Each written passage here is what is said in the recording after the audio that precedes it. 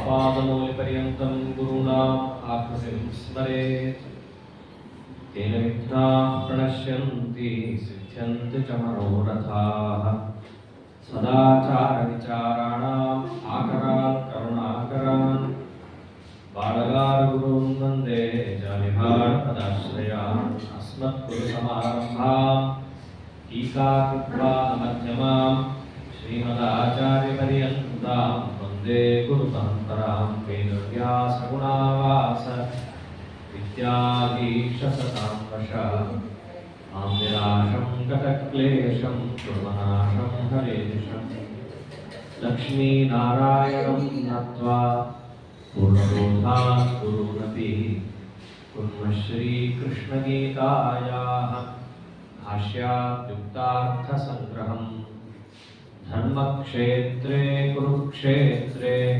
समवेतायुत्सवः मामकाः पाण्डवाश्चैव किमकुर्वत सञ्जय अशोच्यानन्वशोचस्त्वं प्रज्ञावादांश्च भाषसे गतासून् अगतासूंश्च नाम शोचन्ति पण्डिताः श्रीगुरुभ्यो नमः हरिः ओम्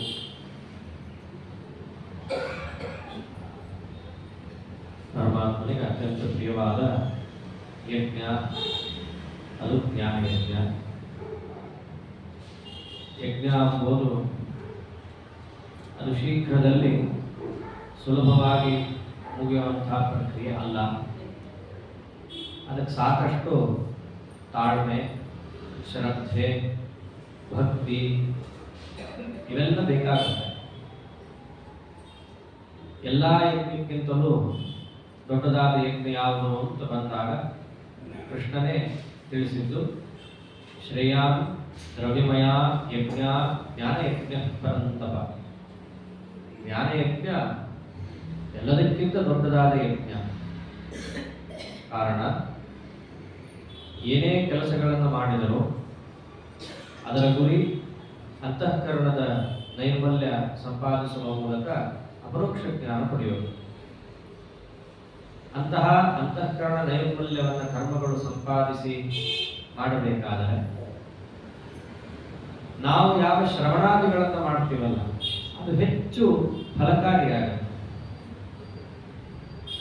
ಆದ್ದರಿಂದ ಪರಮಾತ್ಮನ ಕುರಿತಾದ ವಿಷಯಗಳ ಅನುಸಂಧಾನ ನೇರವಾಗಿ ಆಗುವುದು ಯಾವ ಒಂದು ಕೆಲಸದಿಂದಲೋ ಅಂತಹ ಶ್ರವಣ ಮರಣಾದಿ ನಿಧಿಧ್ಯಾಸನಾದಿಗಳು ಅತ್ಯಂತ ಪ್ರಿಯವಾದ್ದರಿಂದ ದೇವರು ಅದನ್ನು ದೊಡ್ಡ ಯಜ್ಞ ಅಂತ ಕರೆದರು. ಅಂತಹ ಜ್ಞಾನಯಜ್ಞದಲ್ಲಿ ಶ್ರೀ ಹರಿವಾಯುಗುರುಗಳ ಪ್ರೇರಣೆಯಿಂದ ಮತ್ತು ಅವರ ಪ್ರೀತ್ಯರ್ಥವಾಗಿ ನಾವೆಲ್ಲ ಇಲ್ಲಿ ಸೇರಿದ್ದೇವೆ. ಶ್ರೀಮದ್ ಭಗವದ್ಗೀತೆಯ ಪ್ರತಿ ಶ್ಲೋಕದ ಯಥಾಶಕ್ತಿ ಯಥಾಜ್ಞಪ್ತಿ ಯಥಾ ಸಮಯ ಚಿಂತನ ಮತ್ತು ಮಂಥನ ಎಂಬುದು ನಡೀತಾ ಇದೆ. ಅದರಲ್ಲಿ 4 ಅಧ್ಯಾಯಗಳಲ್ಲಿ ಬಂದಂತಹ ಅಂಶಗಳನ್ನು ದೇವರ ಮುಂದೆ ಒಪ್ಪಿಸಿದ್ದಾರೆ. ಪ್ರಸಕ್ತ ಅವತರಣಿಗೆ ಹೀಗಿದೆ. ಕೃಷ್ಣ ಪರಮಾತ್ಮ ಅರ್ಜುನನಿಗೆ ಉಪದೇಶವನ್ನು ಮಾಡುತ್ತಾ ಯೋಗಸ್ಥಃ ಕುರು ಕರ್ಮಾಣಿ ಸಂಗಂ ತ್ಯಕ್ವಾ ಧನಂಜಯ ನೀನು ಕರ್ಮಯೋಗವನ್ನ ಮಾಡಬೇಕು ಅಂತ ಸಂಕ್ಷೇಪವಾಗಿ ಅವನಿಗೆ ಹೇಳಿದ್ದ. ಕರ್ಮಯೋಗದ ಅನುಷ್ಠಾನವನ್ನು ಹೇಳಿ ಅದರ ಜೊತೆಗೆ ಕರ್ಮ ಮಾಡೋದಷ್ಟೇ ದೊಡ್ಡದಲ್ಲ, ಮಾಡುವಾಗ ರಾಗದ್ವೇಷಾದಿಗಳನ್ನು ಬಿಡಬೇಕು ಅನ್ನುವ ಅಂಶಗಳನ್ನು ಕೂಡ ಅಲ್ಲಿ ತಿಳಿಸಿದ್ದಾರೆ. ಕರ್ಮ ಮಾಡಬೇಕಾದರೆ ರಾಗದ್ವೇಷಾದಿಗಳನ್ನು ಬಿಡುವುದು ಅಂತೇನಿದೆ. ಬಿಡುವುದಕ್ಕೆ ಎಲ್ಲರಿಗೂ ಗೊತ್ತೇ ಇದೆ ಯಾವ ಶಬ್ದ ಬಳಸ್ತಾರಂತ. ಸನ್ಯಾಸ ಅಂತ ಹೇಳ್ತಾರೆ. ಚೆನ್ನಾಗಿ ಬಿಡೋದು. ಕರ್ಮ ಮಾಡುವಾಗ ರಾಗದ್ವೇಷಾದಿಗಳನ್ನು ಬಿಡುವ ಪ್ರಕ್ರಿಯೆ ಸನ್ಯಾಸ. ಕರ್ಮ ಮಾಡುವಾಗ ಭಗವದರ್ಪಣ ಬುದ್ಧಿಯಿಂದ ಮಾಡೋದಕ್ಕೆ ಕರ್ಮಯೋಗ ಅಂತ ಹೇಳ್ತಾರೆ. ಇವೆರಡನ್ನೂ ಕೂಡ ಅರ್ಜುನನಿಗೆ ತಿಳಿಸಿದ್ದಾರೆ ಕೃಷ್ಣ ಪರಮಾತ್ಮರು. ಯುದ್ಧವೆಂಬ ಕರ್ಮವನ್ನ ಮಾಡು, ಭಗವತ್ ಪ್ರೀತ್ಯರ್ಥಂ ಅಂತ ಮಾಡು. ಮಾಡುವಾಗ ರಾಗದ್ವೇಷಗಳಿಂದ ದೂರರಾಗಿರು.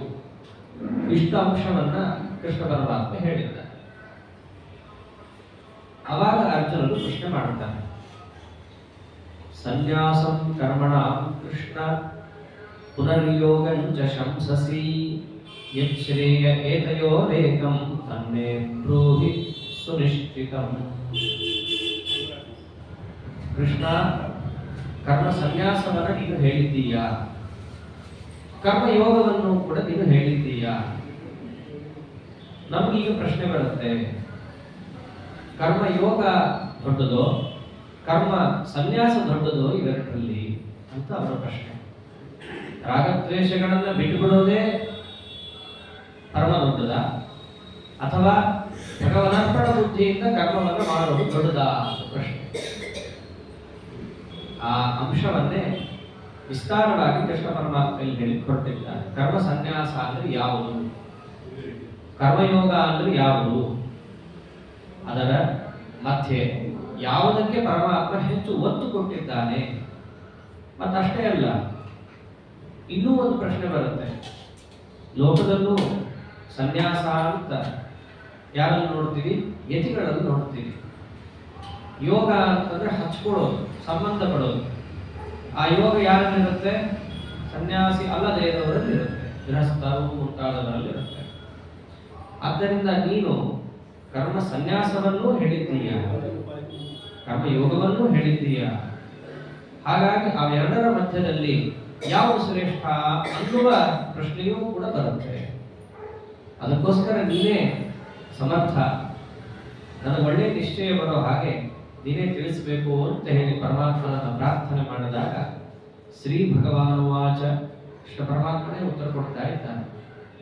ಸನ್ಯಾಸ ಕರ್ಮಯೋಗಶ್ಚ ನಿಶ್ರೇಯಸಕರಾವುಭೌ ತಯೋಸ್ತು ಕರ್ಮ ಸನ್ಯಾಸ ಕರ್ಮಯೋಗೋ ವಿಶಿಷ್ಯತೆ. ಅರ್ಜುನ, ನಿನ್ನ ಪ್ರಶ್ನೆ ಸರಿ ಇಲ್ಲ. ಕಾರಣ, ಯಾವ ಅಭಿಪ್ರಾಯದಲ್ಲಿ ನೀನು ಪ್ರಶ್ನೆ ಮಾಡಿದ್ದೀಯಾ? ಇಲ್ಲಿ ನಾನು ಸನ್ಯಾಸ ಅಂತಂದ್ರೆ ಯತಿ, ಯೋಗ ಅಂತಂದ್ರೆ ಗೃಹಸ್ಥ, ಈ ಅರ್ಥದಲ್ಲಿ ಆ ಶಬ್ದವನ್ನು ಪ್ರಯೋಗವೇ ಮಾಡಿಲ್ಲ. ಹಾಗಾಗಿ ಸನ್ಯಾಸಿಗಳು ಹೆಚ್ಚೋ ಗೃಹಸ್ಥರು ಹೆಚ್ಚೋ ಅನ್ನುವ ಆಶಯದಲ್ಲಿ ನಿನ್ನ ಪ್ರಶ್ನೆ ಬಂದ್ರೆ ಆ ಪ್ರಶ್ನೆಯೇ ವ್ಯರ್ಥ. ಅಥವಾ ಈ ಅರ್ಥದಲ್ಲಿ ಪ್ರಶ್ನೆ ಮಾಡಿದ್ರೆ, ಯಾವುದು? ಸನ್ಯಾಸ ಅಂತಂದ್ರೆ ರಾಗದ್ವೇಷಗಳನ್ನು ಬಿಡೋದು, ಯೋಗ ಅಂತಂದ್ರೆ ಕರ್ಮವನ್ನ ಭಗವತ್ ಪ್ರೀತ್ಯರ್ಥ ಅನುಷ್ಠಾನ ಮಾಡೋದು. ಈ ಅಭಿಪ್ರಾಯದಲ್ಲಿ ನೀನು ಪ್ರಶ್ನೆ ಮಾಡಿದ್ದಾದಲ್ಲಿ ಅದಕ್ಕೆ ನಾವು ಉತ್ತರ ಹೇಳಿದ್ದಾಗಿದೆ. ಈ ಎರಡೂ ಬೇಕು ಅಂತ ಹೇಳಿ, ಕರ್ಮ ಸನ್ಯಾಸವೂ ಬೇಕು, ಕರ್ಮ ಯೋಗವೂ ಬೇಕು. ಮತ್ತು ಯಾವುದರ ಕುರಿತಾಗಿ ನಿನ್ನ ಪ್ರಶ್ನೆ ಇಲ್ಲಿ? ಒಂದು ವೇಳೆ ಅದರ ಸ್ವರೂಪಗಳ ಮಧ್ಯದಲ್ಲಿ ನಿನ್ನ ಪ್ರಶ್ನೆ ಆಗಿದ್ದಲ್ಲಿ, ಕರ್ಮ ಸನ್ಯಾಸ ಮತ್ತು ಕರ್ಮಯೋಗ ಕೃಷ್ಣ ನೀನು ಹೇಳಿದಾಗ ನಾನು ತಿಳ್ಕೊಳ್ತೀನಿ, ಅವೆರಡರ ಮಧ್ಯದಲ್ಲಿ ಯಾವುದಕ್ಕೆ ಪ್ರಾಮುಖ್ಯತೆ ಇದೆ? ಬರೀ ರಾಗದ್ವೇಷವನ್ನ ಬಿಡೋದ್ರಲ್ಲೇ ಪ್ರಾಮುಖ್ಯತೆನಾ ಸಾಧನೆಯಲ್ಲಿ, ಅಥವಾ ನಿನ್ನ ಪ್ರೀತಿಗೋಸ್ಕರವಾಗಿ ಕರ್ಮಾನುಷ್ಠಾನ ಮಾಡೋದ್ರಲ್ಲಿ ಪ್ರಾಮುಖ್ಯತೆನಾ ಅಂತ ಪ್ರಶ್ನೆ ಅಂತ ಇಟ್ಟುಕೊಂಡಾಗ ಅದಕ್ಕೆ ನಾನು ಉತ್ತರ ಕೊಡ್ತೀನಿ ಅಂತ. ಅದನ್ನೇ ಹೇಳ್ಬಿಟ್ಟು ಸನ್ಯಾಸ ಕರ್ಮಯೋಗಶ್ಚ, ಸನ್ಯಾಸವು ಕರ್ಮಯೋಗವು ಎರಡೂ ನಿಶ್ರೇಯಸಕರವು, ಎರಡೂ ಮೋಕ್ಷಕ್ಕೆ ಸಾಧನೆ, ಎರಡೂ ಇರ್ತಾರೆ ಪರಮಾತ್ಮ. ಕರ್ಮಾಚರಣೆಯೂ ಇರಬೇಕು, ಅದರ ಜೊತೆ ರಾಗದ್ವೇಷಗಳಿಂದಲೂ ದೂರರಾಗಿರ್ಬೇಕು. ಎರಡೂ ಜೊತೆ ಜೊತೆಯಲ್ಲಿ ಹೋದಾಗ ಮಾತ್ರ ಅದು ಮೋಕ್ಷಕ್ಕೆ ಸಾಧನ. ನೀನ್ ಕೇಳಿದ್ಯಲ್ಲ, ಇವೆರಡರಲ್ಲಿ ಯಾವುದು ಪ್ರಮುಖ? ಲೋಕದಲ್ಲೂ ಇದೆಯಲ್ಲ, ಶ್ರವಣ ಮರಣ ನಿಧಿಧ್ಯಾಸನಗಳು ಅಪರೋಕ್ಷಕ್ಕೆ ಕಾರಣ. ಯಾವುದಕ್ಕಿಂತ ಯಾವುದು ಹೆಚ್ಚು ಅಂತ ಪ್ರಶ್ನೆ ಬಂದಾಗ, ಶ್ರವಣಕ್ಕಿಂತ ಯಾವುದು ಹೆಚ್ಚು ಅಂತೀವಿ? ಮನನ ಹೆಚ್ಚು ಅಂತ ಅಂತೀವಿ. ಶ್ರವಣ ಇಲ್ಲದೆ ಮನನ ಬರೋದಿಲ್ಲ ಅಂತಂದ್ರೆ ಅದು ಸತ್ಯನೇ. ಶ್ರವಣದ ಜೊತೆ ಮನನ, ಮನನದ ಜೊತೆ ನಿಧಿಧ್ಯಾಸನ ಇವೆಲ್ಲವೂ ಬೇಕು. ಆದ್ರೆ ಒಂದಕ್ಕಿಂತ ಒಂದು ಹೆಚ್ಚು ಅಂತ ಹೇಗಿದೆಯೋ ಹಾಗೆ ಸನ್ಯಾಸ ಮತ್ತು ಯೋಗದಲ್ಲಿ ಯಾವುದು ಪ್ರಮುಖ ಅಂತ ಪ್ರಶ್ನೆ ಕೇಳಿದಾಗ ಕೃಷ್ಣ ಹೇಳಿದ, ತಯೋಸ್ತು ಕರ್ಮ ಸನ್ಯಾಸ ಕರ್ಮ ಯೋಗೋ ವಿಶಿಷ್ಯತೆ. ಕರ್ಮ ಸನ್ಯಾಸಕ್ಕಿಂತಲೂ ಕರ್ಮಯೋಗಕ್ಕೆ ಪ್ರಾಮುಖ್ಯತೆ ಹೆಚ್ಚು. ಯಾಕೆ ಈ ಮಾತಂತ ಇದ್ದಾನೆ ಅಂತಂದ್ರೆ ಅರ್ಜುನನ ಅಂತಗೆ ಏನು? ಕೃಷ್ಣ ಸನ್ಯಾಸ ಮತ್ತು ಯೋಗ ಇವುಗಳ ಮಧ್ಯದಲ್ಲಿ ಎರಡೂ ಬೇಕು ಅಂತ ನೀನು ಹೇಳಿದ್ದೀಯ. ಹಾಗಿದ್ಮೇಲೆ ಸನ್ಯಾಸ ಅಂತಂದ್ರೆ ರಾಗದ್ವೇಷಗಳನ್ನು ಬಿಡೋದು, ರಾಗದ್ವೇಷಗಳನ್ನು ಬಿಡುವ ಸನ್ಯಾಸವು ಒಂದೇ ತೂಕ. ಹಾಗೆ ಯುದ್ಧವೆಂಬ ಕೆಲಸವನ್ನ ಮಾಡುವ ಕರ್ಮಯೋಗವು ಒಂದೇ ತೂಕ. ಆದರೆ ರಾಗದ್ವೇಷಗಳಿಂದ ದೂರರಾಗಿ ಸನ್ಯಾಸಿಯಾಗುವ ಸನ್ಯಾಸವೇ ನನಗಿರಲಿ, ಯುದ್ಧ ಬೇಡ ಅಂತ ಅರ್ಜುನನ ಪ್ರಶ್ನೆ ಇತ್ತು. ಪ್ರಶ್ನೆ ಕೇಳೋದು ಹಾರ್ದ ನೋಡ್ಕೋಬೇಕಾಗತ್ತೆ. ಅರ್ಜುನಂದಿದ್ದದು ಸನ್ಯಾಸ ಯೋಗದಲ್ಲಿ ಯಾವುದು ಶ್ರೇಷ್ಠ ಅಂತ ಕೇಳಿದ್ದು. ಎರಡೂ ಸಮಾನ ಆಗಿದ್ದ ಪಕ್ಷದಲ್ಲಿ ಸನ್ಯಾಸನೇ ತಗೊಳ್ತೀನಿ ನಾನು. ಗಾಂಡಿ ಮೇಲೆ ಕೆಳಗೆ ಎಸಿತೀನಿ, ರಥ ಬಿಟ್ಟು ಓಡುತ್ತೀನಿ, ಎರಡೂ ಈಕ್ವಲ್ ಆಗಿದ್ದು. ಇಲ್ಲ, ಕೃಷ್ಣ ಅಂದ ಕರ್ಮ ಸನ್ಯಾಸಕ್ಕಿಂತ ಕರ್ಮಯೋಗವೇ ಶ್ರೇಷ್ಠ. ಆದ್ದರಿಂದ ನೀನು ರಾಗದ್ವೇಷವನ್ನ ಬಿಡೋದಷ್ಟೇ ಅಲ್ಲದೆ ಯುದ್ಧ ಮಾಡೋದು ನಿನ್ನ ಕರ್ತವ್ಯ ಇದೆ. ಅವೆರಡರ ಮಧ್ಯದಲ್ಲಿ ತೂಕ ಹಾಕಿ ನೋಡಿದಾಗ ಯಾವುದಕ್ಕೆ ಪ್ರಾಮುಖ್ಯತೆಯನ್ನ ಶಾಸ್ತ್ರಗಳು ಕೊಟ್ಟಿರೋದು? ಕರ್ಮಯೋಗೋ ವಿಶಿಷ್ಯತೆ, ಕರ್ಮಯೋಗಕ್ಕೆ ಪ್ರಾಮುಖ್ಯತೆ ಇರೋದು. ಭಗವತ್ ಪ್ರೀತಿಗೋಸ್ಕರವಾಗಿ ನಾವು ಮಾಡುವ ಕರ್ಮಾನುಷ್ಠಾನ. ಇದೆಲ್ಲ ಕೇಳಿದಾಗ ನಮಗೊಂದು ಸ್ವಲ್ಪ ಧೈರ್ಯ ಬರುತ್ತೆ. ಕಾರಣ ನಾವು ನಿತ್ಯ ಅನುಷ್ಠಾನ ಮಾಡಬೇಕಲ್ಲ, ದೇವರ ಪೂಜೆ ಮಾಡಬೇಕು, ತೀರ್ಥಯಾತ್ರಾ ಮಾಡಬೇಕು, ಇವೆಲ್ಲ ಕರ್ಮಯೋಗನೇ ತಾನೆ ಒಂದು ಅರ್ಥದಲ್ಲಿ. ಇಲ್ಲೇನಾದರೂ ಕೂಡ ಕರ್ಮ ಸನ್ಯಾಸವೇ ಪ್ರಮುಖ ಅಂತಂದು ಬಿಟ್ರೆ ರಾಗದ್ವೇಷಗಳನ್ನು ಬಿಡೋದು ನಮಗೆ ಎಲ್ಲಿ ಸಾಧ್ಯ ಇದೆ? ನಮ್ಮ ದಿನಚರಿಯಲ್ಲಿ ಯಾರನ್ನೋ ಹಚ್ಕೊಂಡಿರ್ತೀವಿ, ಇನ್ಯಾವುದೋ ಪದಾರ್ಥ ನಮಗೆ ಇಷ್ಟ ಇರಲ್ಲ, ಹಚ್ಕೊಳ್ಳುವಂತಹದ್ದು ವಿಷಯವನ್ನೇ, ಇಷ್ಟಪಡದೇ ಇರೋದು ಒಂದು ವಿಷಯವನ್ನೇ. ಒಂದು ರಾಗ ಆಯಿತು, ಒಂದು ದ್ವೇಷ ಆಯಿತು, ಅದನ್ನ ಬಿಟ್ಟ ಮೇಲೆ ಸಾಧನೆ ಇದ್ರೆ ನಾವು ಸಾಧನೆಯೇ ಆಗಬಾರದು ಒಂದರ್ಥದಲ್ಲಿ. ಅದಕ್ಕೆ ಕೃಷ್ಣ ಪರಮಾತ್ಮ ಅಂದ ಒಟ್ಟಿಗೆ ಎಲ್ಲರಿಗೂ ಬಿಡಕ್ ಆಗಲ್ಲ. ಯಾವಾಗ ಬಿಡಕ್ಕಾಗತ್ತೆ? ವಿಷ್ಣು ಪ್ರೀತ್ಯರ್ಥಂ ಅಂತ ಮನಸ್ಸಿನಲ್ಲಿ ಅನುಸಂಧಾನ ಇಟ್ಟುಕೊಂಡು ಒಂದು ಕೆಲಸ ಮಾಡ್ರಿ. ಕೆಲಸನೇ ಮಾಡದೆ ಸುಮ್ಮನೆ ಕೂತ್ಕೊಳ್ಳೋದಕ್ಕಿಂತ ಹಿಂದೆ ಹೇಳಿದ್ದಾನೆ ಅದನ್ನ, ಕರ್ಮಜ್ಯಾಯೋ ಹ್ಯಕರ್ಮಣ, ಏನು ಕೆಲಸ ಮಾಡದೆ ನನ್ನಿಂದ ಆಗಲ್ಲ ಅಂತ ಸುಮ್ಮನೆ ಕೂಡೋದಕ್ಕಿಂತ ವಿಷ್ಣು ಪ್ರೀತಿಗೋಸ್ಕರ ಅಂತ ಮಾಡುವ ಕೆಲಸಗಳಿದ್ದಾವಲ್ಲ ಅದು ಶ್ರೇಷ್ಠ. ಆ ಮಾರ್ಗದಲ್ಲಿ ನೀವು ನಡೀತಾ ಇದ್ದಾಗ ಒಂದು ಸ್ವಲ್ಪ ಹೆಚ್ಚು ಕಡಿಮೆ ಆದರೂ ಕೂಡ ದೇವರಿಗೆ ಕ್ಷಮೆ ಕೊಡ್ತಾನೆ. ಮಾಡಿದ್ದರ ಪುಣ್ಯವನ್ನ ನಿಮಗೆ ಸಕಾಲದಲ್ಲಿ ಒದಗಿಸಿ ನಿಮ್ಮನ್ನ ಎತ್ತುತ್ತಾನೆ. ಆದ್ದರಿಂದ ನಿಷ್ಕಾಮ ಕರ್ಮ ಪರಮಾತ್ಮನಿಗೆ ಅತ್ಯಂತ ಪ್ರಿಯವಾದದ್ದು, ಜೀವರಿಗೆ ಅತ್ಯಂತ ಹಿತವಾದದ್ದು. ಅದಕ್ಕೋಸ್ಕರವಾಗಿ ಸನ್ಯಾಸಕ್ಕಿಂತಲೂ ಕೂಡ ಯಾವುದು ಪ್ರಧಾನವಾದದ್ದು ಅಂತ ನನ್ನ ಅಭಿಮತ, ಕರ್ಮಯೋಗೋ ವಿಶಿಷ್ಯತೆ, ಅದಕ್ಕೆ ಪ್ರಾಧಾನ್ಯತೆ ಇದೆ ಅಂತಂದ. ಕರ್ಮಯೋಗ ಇದೆ ಅಂತ ಹೇಳಿ ಕರ್ಮ ಸನ್ಯಾಸ ಬಿಡೋದಲ್ಲ. ಬೆಳಗ್ಗೆ ಬಂದು ವಿಷ್ಣು ಪ್ರೇರಣೆಯ ವಿಷ್ಣು ಪ್ರೀತ್ಯರ್ಥಂ ಅಂತ ಮಾಡಿ ನಾವು ಆ ರಾಗದ್ವೇಷವನ್ನೇ ಬಿಡಲ್ಲ ಅಂತ ಕೂತ್ಕೊಂಡ್ರೆ ಅದು ಸಮಸ್ಯೆ ಆಗತ್ತೆ. ಎರಡೂ ಬೇಕು. ಸನ್ಯಾಸ ಅಂದ್ರೆ ಏನು? ಹಿಂದೆ ಹೇಳಿದ್ದಾನೆ ಅರ್ಜುನನಿಗೆ ಕೃಷ್ಣನೇ. ಸನ್ಯಾಸ ಅಂತಂದ್ರೆ ಯದಚ್ಛಾಲಾಭ ಸಂತುಷ್ಟೋ ದ್ವಂದ್ವಾತೀತೋ ವಿಮತ್ಸರಃ ಅಂತ ಹಿಂದೆ ಹೇಳಿದ್ದಾನೆ. ಕೃಷ್ಣ ಅದನ್ನು ನೆನಪಿಸಿಕೊಡ್ತಾನೆ. ನೋಡು, ಕರ್ಮಯೋಗ ಹೆಚ್ಚು ಮಾತ್ರ ಅದನ್ನು ಬಿಟ್ಬಿಡಬಾರ್ದು, ಅದನ್ನು ನೆನಪಲ್ಲಿ ಇಟ್ಕೋಬೇಕು ಅಂತಾನೆ.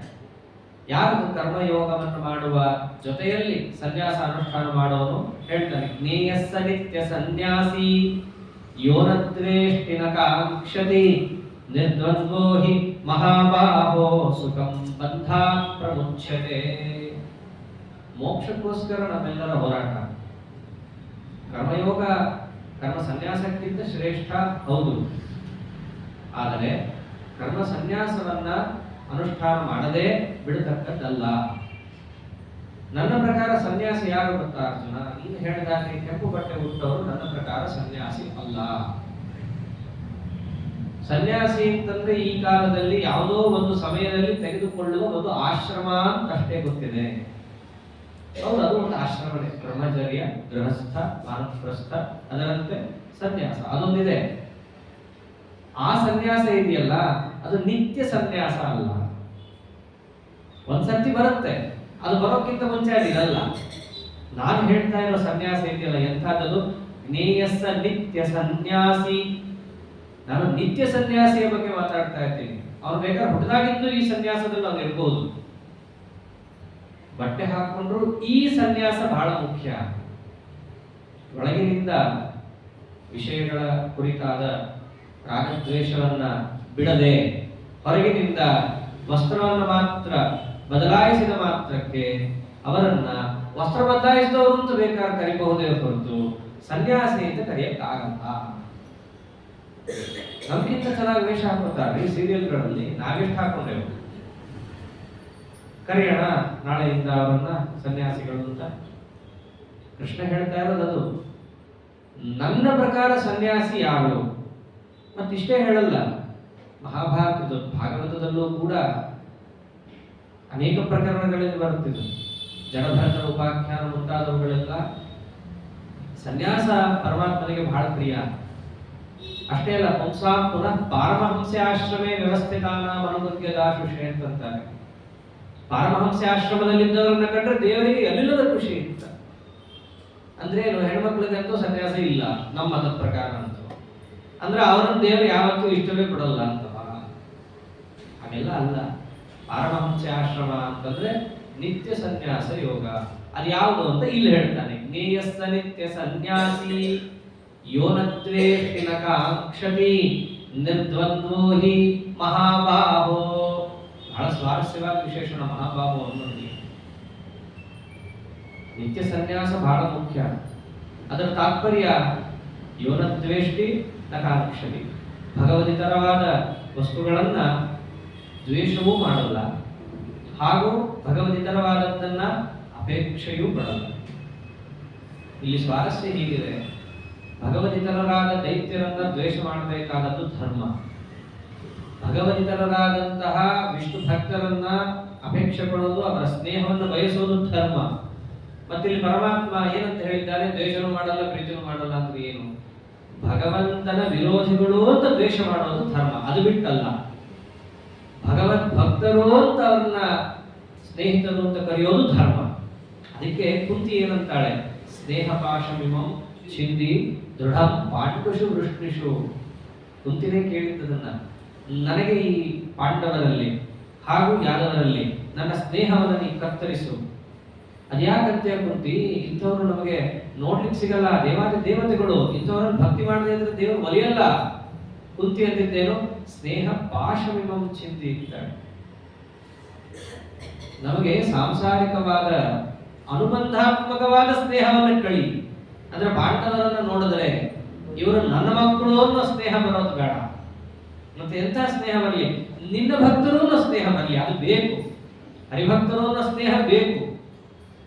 ಹಾಗೆ ದುರ್ಯೋಧನಾದಿಗಳಲ್ಲಿ ದ್ವೇಷ ಮಾಡ್ತೀವಿ. ಯಾಕೆ ಮಾಡ್ತೀವಿ? ಅದಕ್ಕೆ ಈಗ ಹರಿದ್ವೇಷಿ ಅಂತ ದ್ವೇಷ ಮಾಡಿದ್ರೆ ಒಳ್ಳೆಯದು.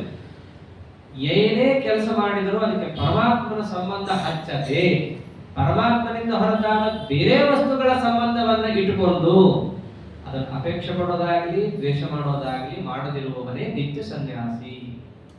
ಜ್ಞೇಯಸ್ಸ ನಿತ್ಯ ಸನ್ಯಾಸಿ ಯೋನದ್ವೇಷ್ಟಿ ನ ಕಾಂಕ್ಷತಿ. ಆಮೇಲೆ ಆ ವಸ್ತುವನ್ನ ನಮಗೆ ಪಡೆಯಕ್ಕಾಗದಾಗ ಸುಖ ಪಡೋದು, ಪಡೆಯಕ್ಕಾಗದೇ ಇದ್ದಾಗ ದುಃಖ ಪಡೋದು, ಇವೆರಡೂ ಇರಬಾರದು. ಅದನ್ನೇ ಹೇಳಿದ್ದಾರೆ, ಸುಖ ದುಃಖೇ ಸಮೈಕೃತ್ವ ಲಾಭ ಲಾಭವು ಜಯ ಜಯವು. ಆ ದ್ವಂದ್ವಗಳೇನಿದ್ದಾವಲ್ಲ ಅದನ್ನ ಬಿಟ್ಟಿರುವವನು, ಅವನಿಗೆ ಈ ಅಪೇಕ್ಷೆಗಳು ದ್ವೇಷಗಳು ಹೋಯ್ತು ಅಂದ್ರೆ ಸಹಜವಾಗಿ ಸಿದ್ಧವಾಗೋಗುತ್ತೆ, ನಿರ್ದ್ವಂದ್ವನೇ ಆಗುತ್ತಾನೋ. ಅದಕ್ಕೆ ಕಾರ್ಯಕಾರಣ ಭಾವನೆ ದೇವರು ಹೇಳಿದ್ದಿಲ್ಲಿ. ಅಪೇಕ್ಷೆಗಳನ್ನ ದ್ವೇಷಗಳನ್ನ ಅವನು ಸರಿಯಾಗಿ ಗೆದ್ದ ಪಕ್ಷದಲ್ಲಿ ದ್ವಂದ್ವ ಅಂಬೋದು ಅಂತಾರಲ್ಲ, ಅದು ಬೈ ಪ್ರಾಡಕ್ಟ್ ಅಂತಾರಲ್ಲ, ಹಾಗೆ ಸುಖ ದುಃಖವನ್ನ ಗೆಲ್ಲೋದಕ್ಕೆ ಅದ್ರ ಹಿನ್ನೆಲೆಯನ್ನ ನೋಡ್ಕೋಬೇಕು. ಗೆದ್ದುಬಿಡು ಅಂದ್ರೆ ಗೆಲ್ಲಕ್ಕಾಗಲ್ಲ. ಅದನ್ನು ತಿಳಿಸ್ತಾರೆ.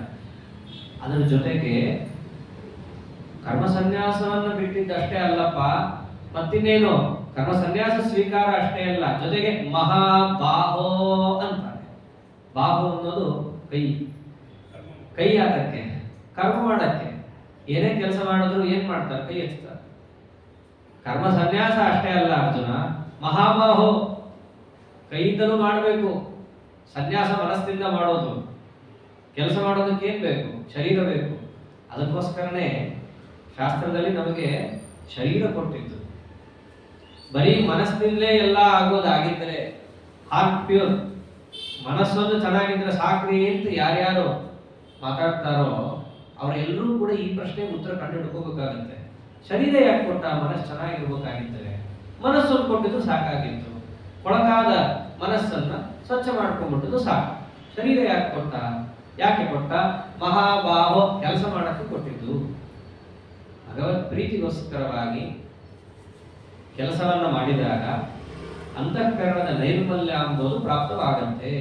ಪರಮಾತ್ಮ ಕೊಟ್ಟ ಯಾವ ಪದಾರ್ಥವೂ ವ್ಯರ್ಥವಿಲ್ಲ.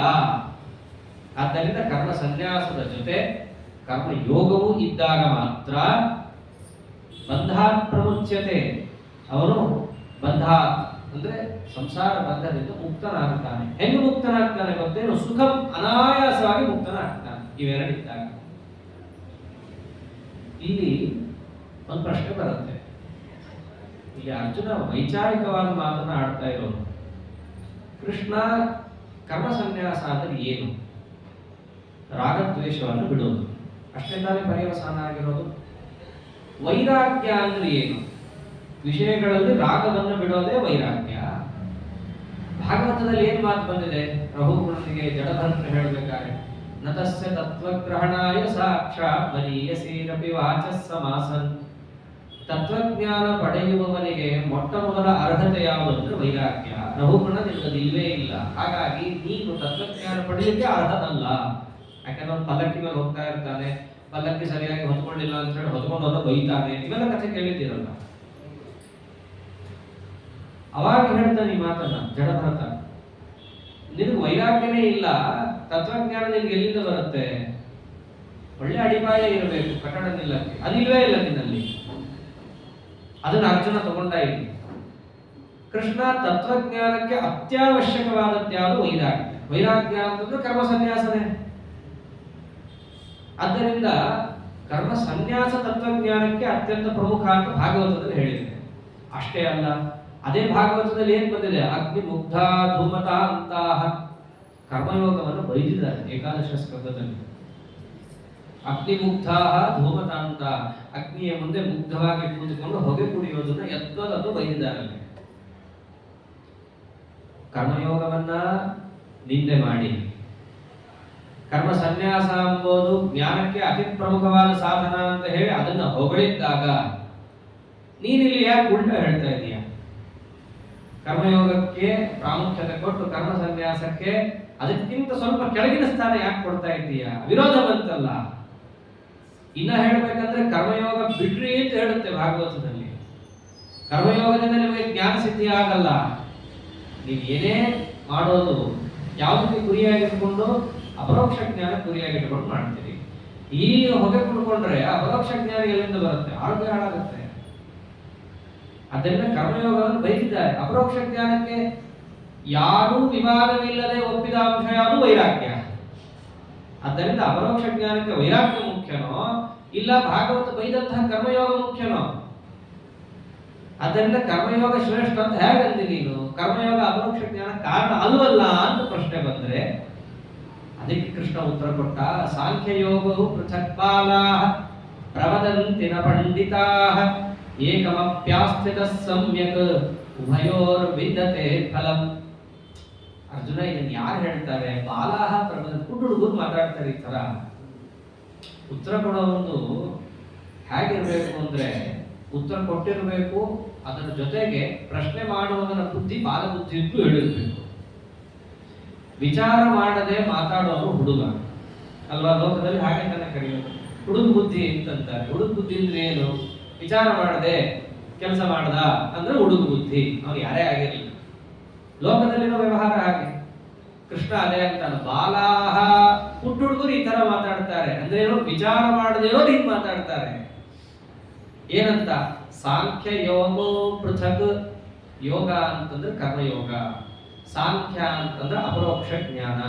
ಇವೆರಡು ಪೃಥಕ್, ಒಂದಕ್ಕೊಂದು ಸಂಬಂಧ ಇಲ್ಲದ ಬೇರೆ ಬೇರೆ ವಸ್ತುಗಳು ಅಂತ ಹುಡುಗರು ಮಾತಾಡ್ತಾರೆ. ಆದರೆ ಪಂಡಿತಾಹ ನ ಪ್ರವದಂತಿ, ಸರಿಯಾಗಿ ಯೋಚನೆ ಮಾಡಿದವರು ಮಾತಾಡಲ್ಲ. ಅಂದ್ರೆ ಏನು? ಭಾಗವತದಲ್ಲಿ ಯಜ್ಞಾದಿಗಳನ್ನ ಮಾಡೋದನ್ನ ನಿಂದನೆ ಮಾಡಿದ್ದಾರೆ. ಅಷ್ಟೇ ತಗೊಂಡ್ಬಿಟ್ಟು ಕರ್ಮಯೋಗ ಅಪರೋಕ್ಷ ಜ್ಞಾನ ಕಾರಣ ಆಗಲ್ಲ ಅಂತ ಮಾತಾಡೋದು ಹುಡುಗ ಬುದ್ಧಿ ಉಳ್ಳವರು. ಅದರ ಅಭಿಪ್ರಾಯವನ್ನು ಪಂಡಿತರು ಹೇಳಿದ್ದಾರೆ. ಏನಂತ? ಸಕಾಮ ಕರ್ಮವಾದ ಯಜ್ಞ ಅಪರೋಕ್ಷ ಜ್ಞಾನ ಕಾರಣವಲ್ಲ ಅಂತ ಮಾತಾಡಿದ್ದಾರೆ. ನಿಷ್ಕಾಮ ಕರ್ಮವಾಗಿತ್ತು ಅಂತಂದ್ರೆ ಅದೇ ಅಪರೋಕ್ಷ ಜ್ಞಾನ ಕಾರಣವಾಗತ್ತೆ.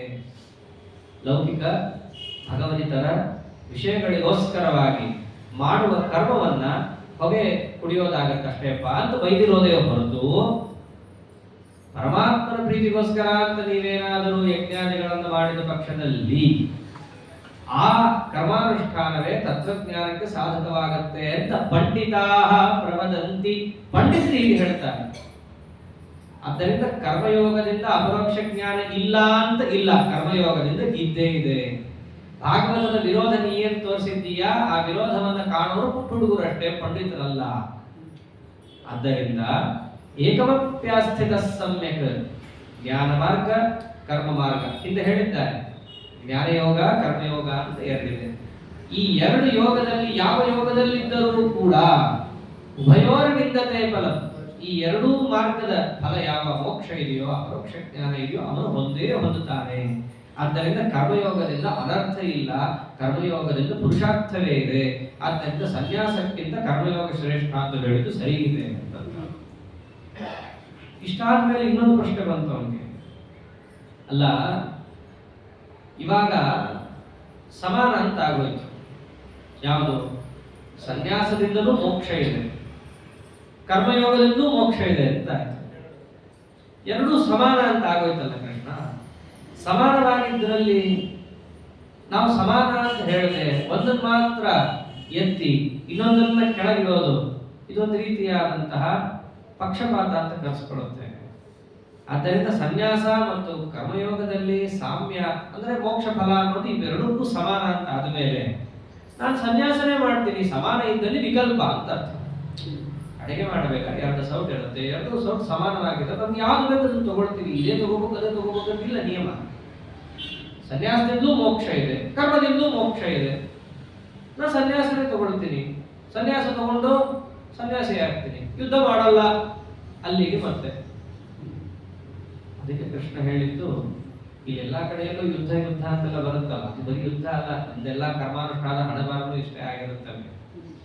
ನಾವು ಎಲ್ಲಿ ಪರಮಾತ್ಮನ ಪ್ರೀತಿಗೋಸ್ಕರ ಅಂತ ಕೆಲಸ ಮಾಡ್ಲಿಕ್ಕೆ ಹೋಗ್ತೀವೋ ಅಲ್ಲೆಲ್ಲ ಏನೇನೋ ನಾವು ಎಕ್ಸೆಪ್ಷನ್ಸ್ ಗಳನ್ನ ನಾವೇ ಕೊಟ್ಕೊಂಡು ಹೋಗ್ತಿರ್ತೀವಿ. ಇವತ್ತು ಯಾಕೆ ಪೂಜೆ ಮಾಡಕ್ ಆಗಲ್ಲ ಅಂದ್ರೆ ಅಂತ ಶುರು ಆಗುತ್ತೆ.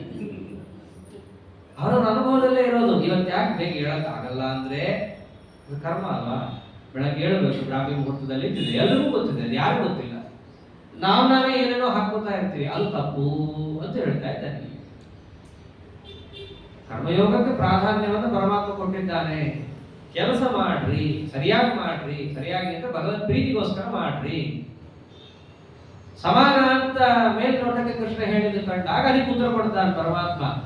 ಯತ್ಸಾಂಖ್ಯೈ ಪ್ರಾಪ್ಯತೆ ಸ್ಥಾನಂ ತದ್ಯೋಗೈರಪಿ ಗಮ್ಯತೆ ಏಕಂ ಸಾಂಖ್ಯಂಚ ಯೋಗಂಚ ಯಃ ಪಶ್ಯತಿ ಸ ಪಶ್ಯತಿ. ಇಲ್ಲಿ ಎರಡೂ ಸಮಾನ ಅಂತ ನೋಡ್ತಾ ಇದ್ದೀಯಲ್ಲ, ಆಯ್ತಾ? ಪ್ರಶ್ನೆ ಕೊಡ್ತೀನಿ ಉತ್ತರ. ಮೊದಲಿಗೆ ಈ ಕರ್ಮಯೋಗದಿಂದ ಮತ್ತು ಜ್ಞಾನಯೋಗದಿಂದ ಎರಡರಿಂದಲೂ ಕೂಡ ಮೋಕ್ಷವನ್ನು ಪಡಿಬಹುದು ಅಂತ ನಾನು ಅನ್ನಲ್ಲ.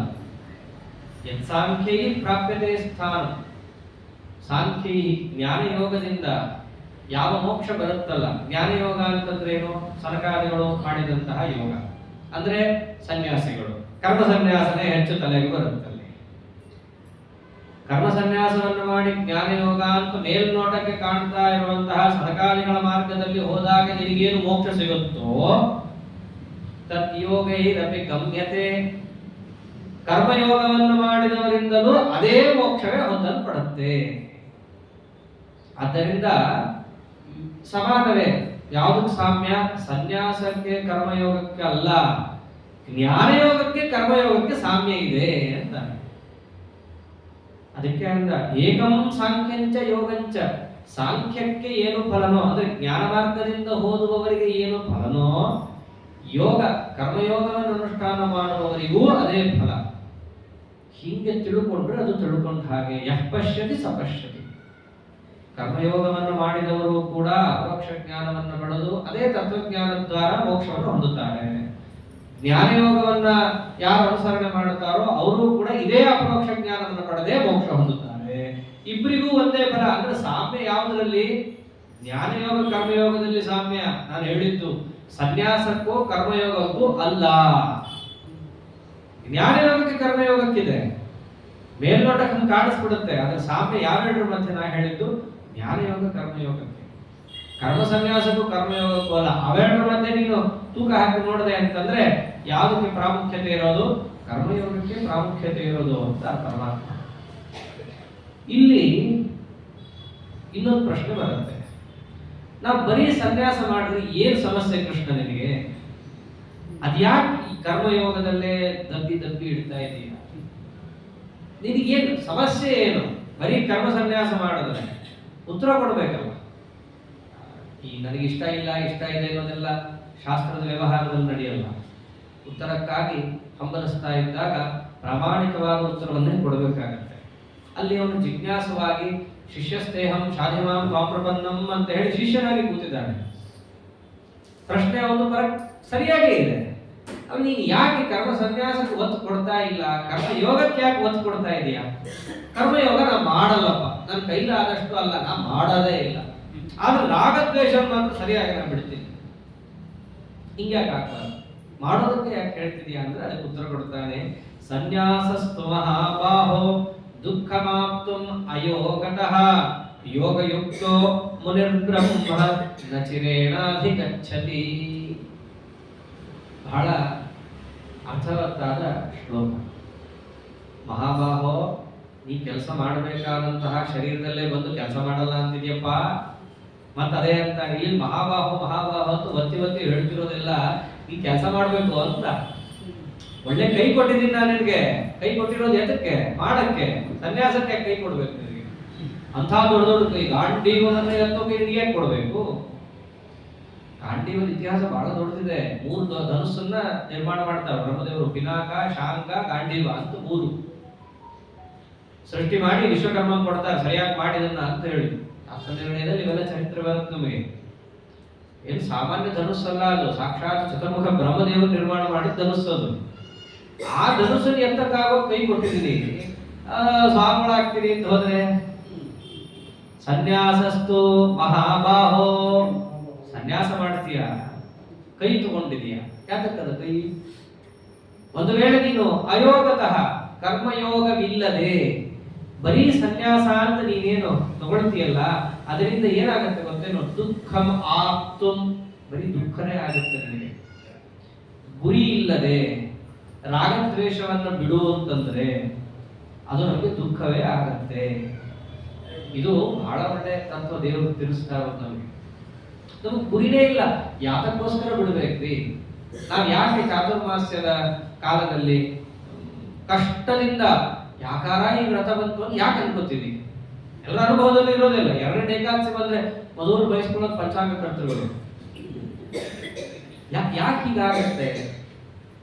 ಅಯೋಗತಃ ಸನ್ಯಾಸಸ್ತು ಮಹಾಭಾವ ಅಂದ್ರೆ ನಮಗೆ ಮಾಡೋಕ್ಕೆ ಆಗಲ್ಲ.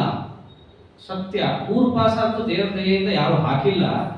ಅದು 2ಕ್ಕೆ ಸೀಮಿತ ಆಗಿದೆ. ಅದು ಕ್ಯಾಲ್ಕುಲೇಷನ್ 2ಕ್ಕೆ ಮಾತ್ರ ನಿಲ್ಲುತ್ತದೆ. ಒಂದು ಶ್ರವಣಕ್ಕೆ ಬರುತ್ತೆ, ಒಂದು ಆಚರಣೆಗೆ ಬರುತ್ತೆ. 3ನೇದನ್ನೋದು ಅದು ವಿಷ್ಣು ಪಂಚಕ ಮಾಡೋರು ಹಣೆ ಬಾರ, ಅದು ಅವ್ರು ಅನುಭವಿಸ್ಕೊಳ್ಳಿ. ಕಥಂಚಿತ್ ಬರುತ್ತೆ, ಅದನ್ನು ಹಗಲೆಲ್ಲ ಬರಲ್ಲ.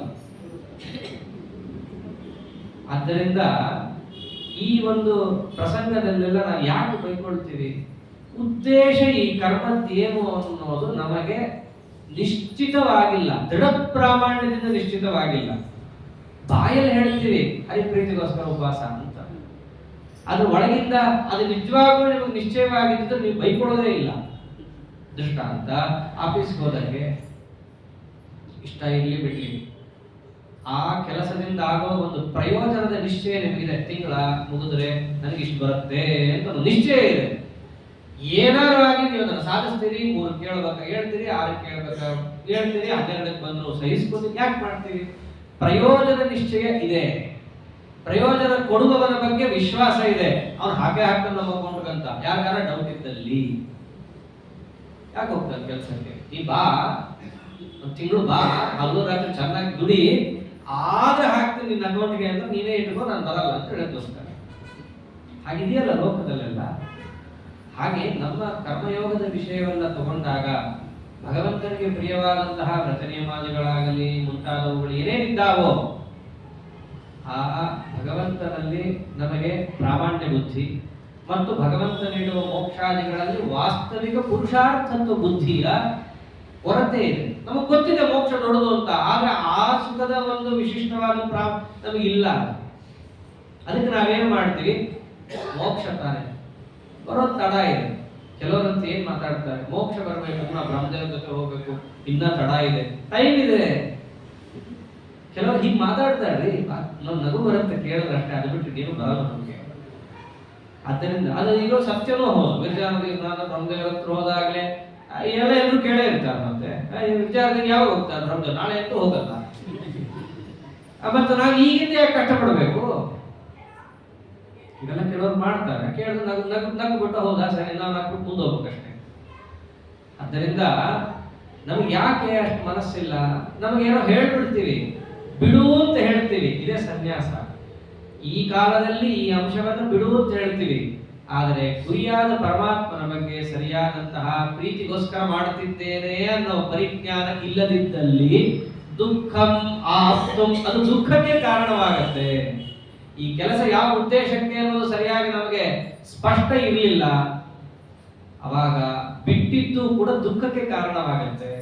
ಆದ್ದರಿಂದ ನೀ ಏನಂದಿ, ಸರಿಯಾಗಿ ಉದ್ದೇಶ ಇಟ್ಟುಕೊಳ್ಳದೆ ವಿಷ್ಣು ಪ್ರೀತ್ಯರ್ಥಂ ಅನ್ನೋ ಯೋಗ ಇಲ್ಲದಿದ್ದಲ್ಲಿ ಬರೀ ಸನ್ಯಾಸವನ್ನು ಮಾಡ್ತೀನಿ ಅಂತಂದ್ರೆ ಅರ್ಜುನ ಅಳಬೇಕಾಗುತ್ತೆ ಅಷ್ಟೇ. ಈಗಿನ ಕಾಲದಲ್ಲಿ ಎಲ್ಲರ ಹಣೆಬಾರನು ಅದೇ ಆಗಿರೋದು.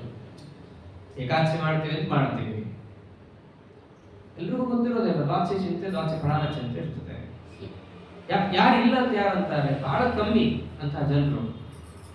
ಅದನ್ನೇ ಹೇಳಿದ್ದಿಲ್ಲಿ, ಸನ್ಯಾಸಸ್ತು ಮಹಾಬಾಹೋ ದುಃಖಂ ಆಪ್ತಂ ಅಯೋಗತ. ಯೋಗ ಇಲ್ಲದಿದ್ದಲ್ಲಿ ಅದಕ್ಕೆ ದುಃಖನೇ ಗುರಿಯಾಗುತ್ತೆ ಆ ಸನ್ಯಾಸಕ್ಕೆ. ಆದ್ದರಿಂದ ಯೋಗಯುಕ್ತೋ, ಕರ್ಮಯೋಗವನ್ನ ಮಾಡುತ್ತಾ ಮುನಿ, ಮುನಿ ಅಂದ್ರೆ ಯಾರು, ಸಹಿಲೋಕೆ ಮುನಿರ್ನಾಮ ಕಾಮ ಕ್ರೋಧ ವರ್ಜಿತ, ಕಾಮಕ್ರೋಧ ಬಿಟ್ಟವನೇ ಮುನಿ. ನಿಜವಾಗಿಯೂ ಮುನಿ ಅಂತ ಅವರಿಗೆ ಕರಿಬೇಕು. ಅದಕ್ಕೆ ವ್ಯಾಸ ಮುನಿಗಳು ಅಂತ. ವ್ಯಾಸ ಮುನಿ ಮಧ್ವಮತವನ್ನು ಉದ್ಧರಿಸಿದ, ಕಾಮಕ್ರೋಧವನ್ನು ನಿಜವಾಗಿಯೂ ಬಿಟ್ಟು ಸಿಂಹಾಸನದಲ್ಲಿ ಕೂಡಿಸಿದ್ರು. ಇಳಿ ಅಂತ ಹೇಳೋ ಧೈರ್ಯ ಯಾರು ಮಾಡದಿದ್ದರು, ಯಾರು ಮಾಡ್ತಾರೆ, ಕೂಡಿಸಿದ ಮೇಲೆ ಇಳಿ ಅಂತ ಹೇಳಿ. ನಮಗಿದು ಬೇಡ, ಕಾಮಕ್ರೋಧ ವಿವರ್ಜಿತ. ಅದಕ್ಕೆ ಅವ್ರನ್ನ ಏನಂತ ಕರೆದಿದ್ದು, ವ್ಯಾಸ ಮುನಿಗಳು, ಮುನೀಂದ್ರ ಅಂತ ಅದಕ್ಕೆ ಕರೀತಾರೆ. ಮುನಿತ್ರಯ ಉದಾಹೃತಂ ಅಂತಲೂ ಹೇಳ್ತಾರೆ ಆಚಾರ್ಯರು, ಟೀಕಾಕೃತ್ಪಾದರು, ವ್ಯಾಸರಾಜ ಗುರು ಸಾರ್ವಭೌಮರು. ಮುನಿಗಳು ಯಾಕೆ, ಕಾಮಕ್ರೋಧ ವರ್ಜಿತ. ಪ್ರಹ್ಲಾದರಾಜರೇ ತಾನೆ, ಮತ್ತಿನ್ಯಾರಲ್ಲ. ಪ್ರಹ್ಲಾದರಾಜರೊಳಗೆ ಯಾರಿರೋದು, ಸಾಕ್ಷಾತ್ ಮುಖ್ಯ ಪ್ರಾಣ ದೇವರ ಸನ್ನಿಧಾನ. ಮುಖ್ಯ ಪ್ರಾಣ ದೇವರ ಹತ್ರಂತೂ ಅಜ್ಞಾನ ಹತ್ತು ಸಹಿತ ಬರೋಂಗಿಲ್ಲ. ಕಾಮಕ್ರೋಧಕ್ಕಂತೂ ಅಲ್ಲಿ ಜಗನೇ ಇಲ್ಲ. ಅವ್ರ ಒಳಗಿದ್ದಾಗ ಯಾರನ್ನಾನೇ ಅವ್ರನ್ನ ತಡೆದುಕೊಳ್ಳಕ್ ಸಾಧ್ಯ ಇರುತ್ತೆ. ಆದ್ದರಿಂದ ಅವರನ್ನು ಮುನಿಗಳು. ಇದನ್ನಂತಾನೆ ಕೃಷ್ಣ, ಯೋಗಯುಕ್ತೋ ಮುನಿರ್ ಬ್ರಹ್ಮ, ಕರ್ಮಯೋಗದಿಂದ ಕೂಡಿದ ಕರ್ಮ ಸನ್ಯಾಸವನ್ನೂ ಕೂಡ ಅನುಷ್ಠಾನ ಮಾಡಿದಂತಹ ವ್ಯಕ್ತಿ ನಚಿರೇಣಾಧಿಗಚ್ಚತಿ, ಅವನು ಪರಬ್ರಹ್ಮನ ಒಂದು ಮುಖ್ಯ ಸ್ಥಾನವಾದ ಮೋಕ್ಷವನ್ನ ಅಚಿರೇಣ, ಅತಿ ಶೀಘ್ರದಲ್ಲಿ ಅವನು ಹೊಂದುತ್ತಾನೆ. ಆದ್ದರಿಂದ ಬರೀ ಸನ್ಯಾಸ ಮಾಡ್ತೀನಿ ಅಂತ ಹೋಗ್ಬೇಡ, ಆಗಲ್ಲ, ಮಾಡ್ತೀನಿ ಅಂತ ಹೊರಟು ಬರೀ ದುಃಖ ಆಗತ್ತೆ. ಕರ್ಮಯೋಗದ ಜೊತೆ ಯೋಗಯುಕ್ತೋ ಮುನಿ, ಕರ್ಮಯೋಗದಿಂದ ಕೂಡಿಕೊಂಡು ನೀನು ಕರ್ಮ ಸನ್ಯಾಸವನ್ನ ಮಾಡಿದಾಗ ಮಾತ್ರ ಏನಾಗತ್ತೆ, ಮೋಕ್ಷ ಎಂಬುದು ನಿನಗೆ ದೃಢವಾಗತ್ತೆ, ಅತಿ ಶೀಘ್ರದಲ್ಲಿ ಪ್ರಾಪ್ತವಾಗತ್ತೆ. ಇದರಿಂದ ಏನ್ ತೋರಿಸ್ತಾರೆ, ಬಹಳ ಯುಕ್ತಿಯುಕ್ತವಾಗಿ ಮಾತಾಡಿದ್ದಾನೆ ಕೃಷ್ಣ. ನೋಡು, ಕರ್ಮಯೋಗ ಇಲ್ಲದಿದ್ದರೆ ಬರೀ ಕರ್ಮ ಸನ್ಯಾಸ ಅಷ್ಟೇ ಮಾಡಿದ್ರೆ ನಿನ್ ದುಃಖ, ಅಂದ್ರೆ ಬರೀ ಕರ್ಮ ಸನ್ಯಾಸದಿಂದ ದುಃಖ, ಕರ್ಮಯೋಗದಿಂದ ಕೂಡಿದ ಕರ್ಮ ಸನ್ಯಾಸದಿಂದ ಸುಖ. ಅಂದ್ರೆ ಯಾವ್ದಕ್ಕೆ ಪ್ರಾಮುಖ್ಯತೆ ಬಂತು ನೀನೇ ಹೇಳು, ಕರ್ಮಯೋಗಕ್ಕೆ ತಾನೇ ಪ್ರಾಮುಖ್ಯತೆ. ಆದ್ದರಿಂದ ಈ ದೃಷ್ಟಿಯನ್ನು ಇಟ್ಟುಕೊಂಡು ನಾ ಏನ್ ಹೇಳಿದೀನಿ, ಕರ್ಮಯೋಗೋ ವಿಶಿಷ್ಯತೆ. ಆದ್ದರಿಂದ ಕರ್ಮಯೋಗ ಎಂಬುದು ಪ್ರಮುಖ ಸ್ಥಾನವನ್ನು ಪಡೆಯುತ್ತೆ ಇವೆರಡರ ಮಧ್ಯ. ಸರಿ, ಈಗ ಯೋಗದಿಂದ ಸಹಿತವಾದ ಕರ್ಮ ಸನ್ಯಾಸ ಎಂಬುದು ಮುಖ್ಯ ಅಂತ ತಿಳಿಸಿದಾಗ ಇದರಿಂದ ಏನೇನು ಪ್ರಾಪ್ತವಾಗುತ್ತೆ? ಸಾಮಾನ್ಯವಾಗಿ ಮೋಕ್ಷ ಸಿಗುತ್ತೆ ಅಂತ ಬಿಟ್ಟಿದ್ದ ಪರಮಾತ್ಮ. ಇದು ಸಾಮಾನ್ಯವಾದ ಫಲ. ಅಮುಖ್ಯವಾದದ್ದು ಯಾವುದು ಅದನ್ನು ತಿಳಿಸ್ತಾನೆ. ಯೋಗಯುಕ್ತೋ ವಿಶುದ್ಧಾತ್ಮ ವಿಜಿತಾತ್ಮ ಜಿತೇಂದ್ರಿಯ ಸರ್ವಭೂತಾತ್ಮ ಭೂತಾತ್ಮ ಕುರ್ವನ್ನಪಿ ಕಲಿಪ್ಯತೆ. ಸಾಮಾನ್ಯವಾಗಿ ನಾವೇನೇ ಕೆಲಸ ಮಾಡಿದ್ರು ಅದು ನಮ್ಮ ಬಂಧನಕ್ಕೆ ಕಾರಣವಾಗುತ್ತೆ ಅನ್ನೋದು ಸಿದ್ಧವಾದ ವಿಷಯ. ಏನೇ ಕೆಲಸ ಮಾಡೋದು ಅದು ಉಸಿರಾಟ ಆಡೋದ್ರಿಂದ ಹಿಡಿದು ಮುಂದೆ ಅದನ್ನೇ ತಗೊಳ್ತಾನೆ ಕೃಷ್ಣ ಪರಮಾತ್ಮ. ಏನು ಕೆಲಸ ಮಾಡಿದ್ರು ಅದು ಬಂಧಕ. ಆದರೆ ಅದೇ ಕೆಲಸವನ್ನೇ ಕೃಷ್ಣ ಮಾಡು ಅಂತ ಇದ್ದಾನೆ ಇಲ್ಲಿ. ಸ್ವಾರಸ್ಯ ಏನು? ಯಾವ ಕೆಲಸ ಬಂಧಕನೋ ಅದೇ ಕೆಲಸವೇ ಮೋಚಕವಾಗುತ್ತೆ. ಯಾವಾಗ? ನನ್ನ ಸಂಬಂಧ ಹತ್ತಿದಾಗ.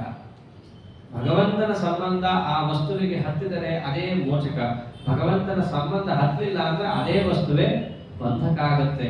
ಅಂದ್ರೆ ಇದೊಂದು ಭಗವಂತನ ದೊಡ್ಡ ಮಹಾತ್ಮೆ. ಇದು ಬರೀ ಪರಮಾತ್ಮ ಅಷ್ಟೇ ಅಲ್ಲ, ಪರಮಾತ್ಮನ ಸಂಬಂಧ ಹಚ್ಚಿಕೊಂಡಿರುವಂತಹ ಈ ಕರ್ಮಗಳೇ ನಮ್ಮನ್ನು ಇಷ್ಟು ಉದ್ಧಾರ ಮಾಡುತ್ತೆ ಅಂತಿದ್ದಾಗ ಕಿಮು ಆ ಪರಮಾತ್ಮನ ವೈಭವ.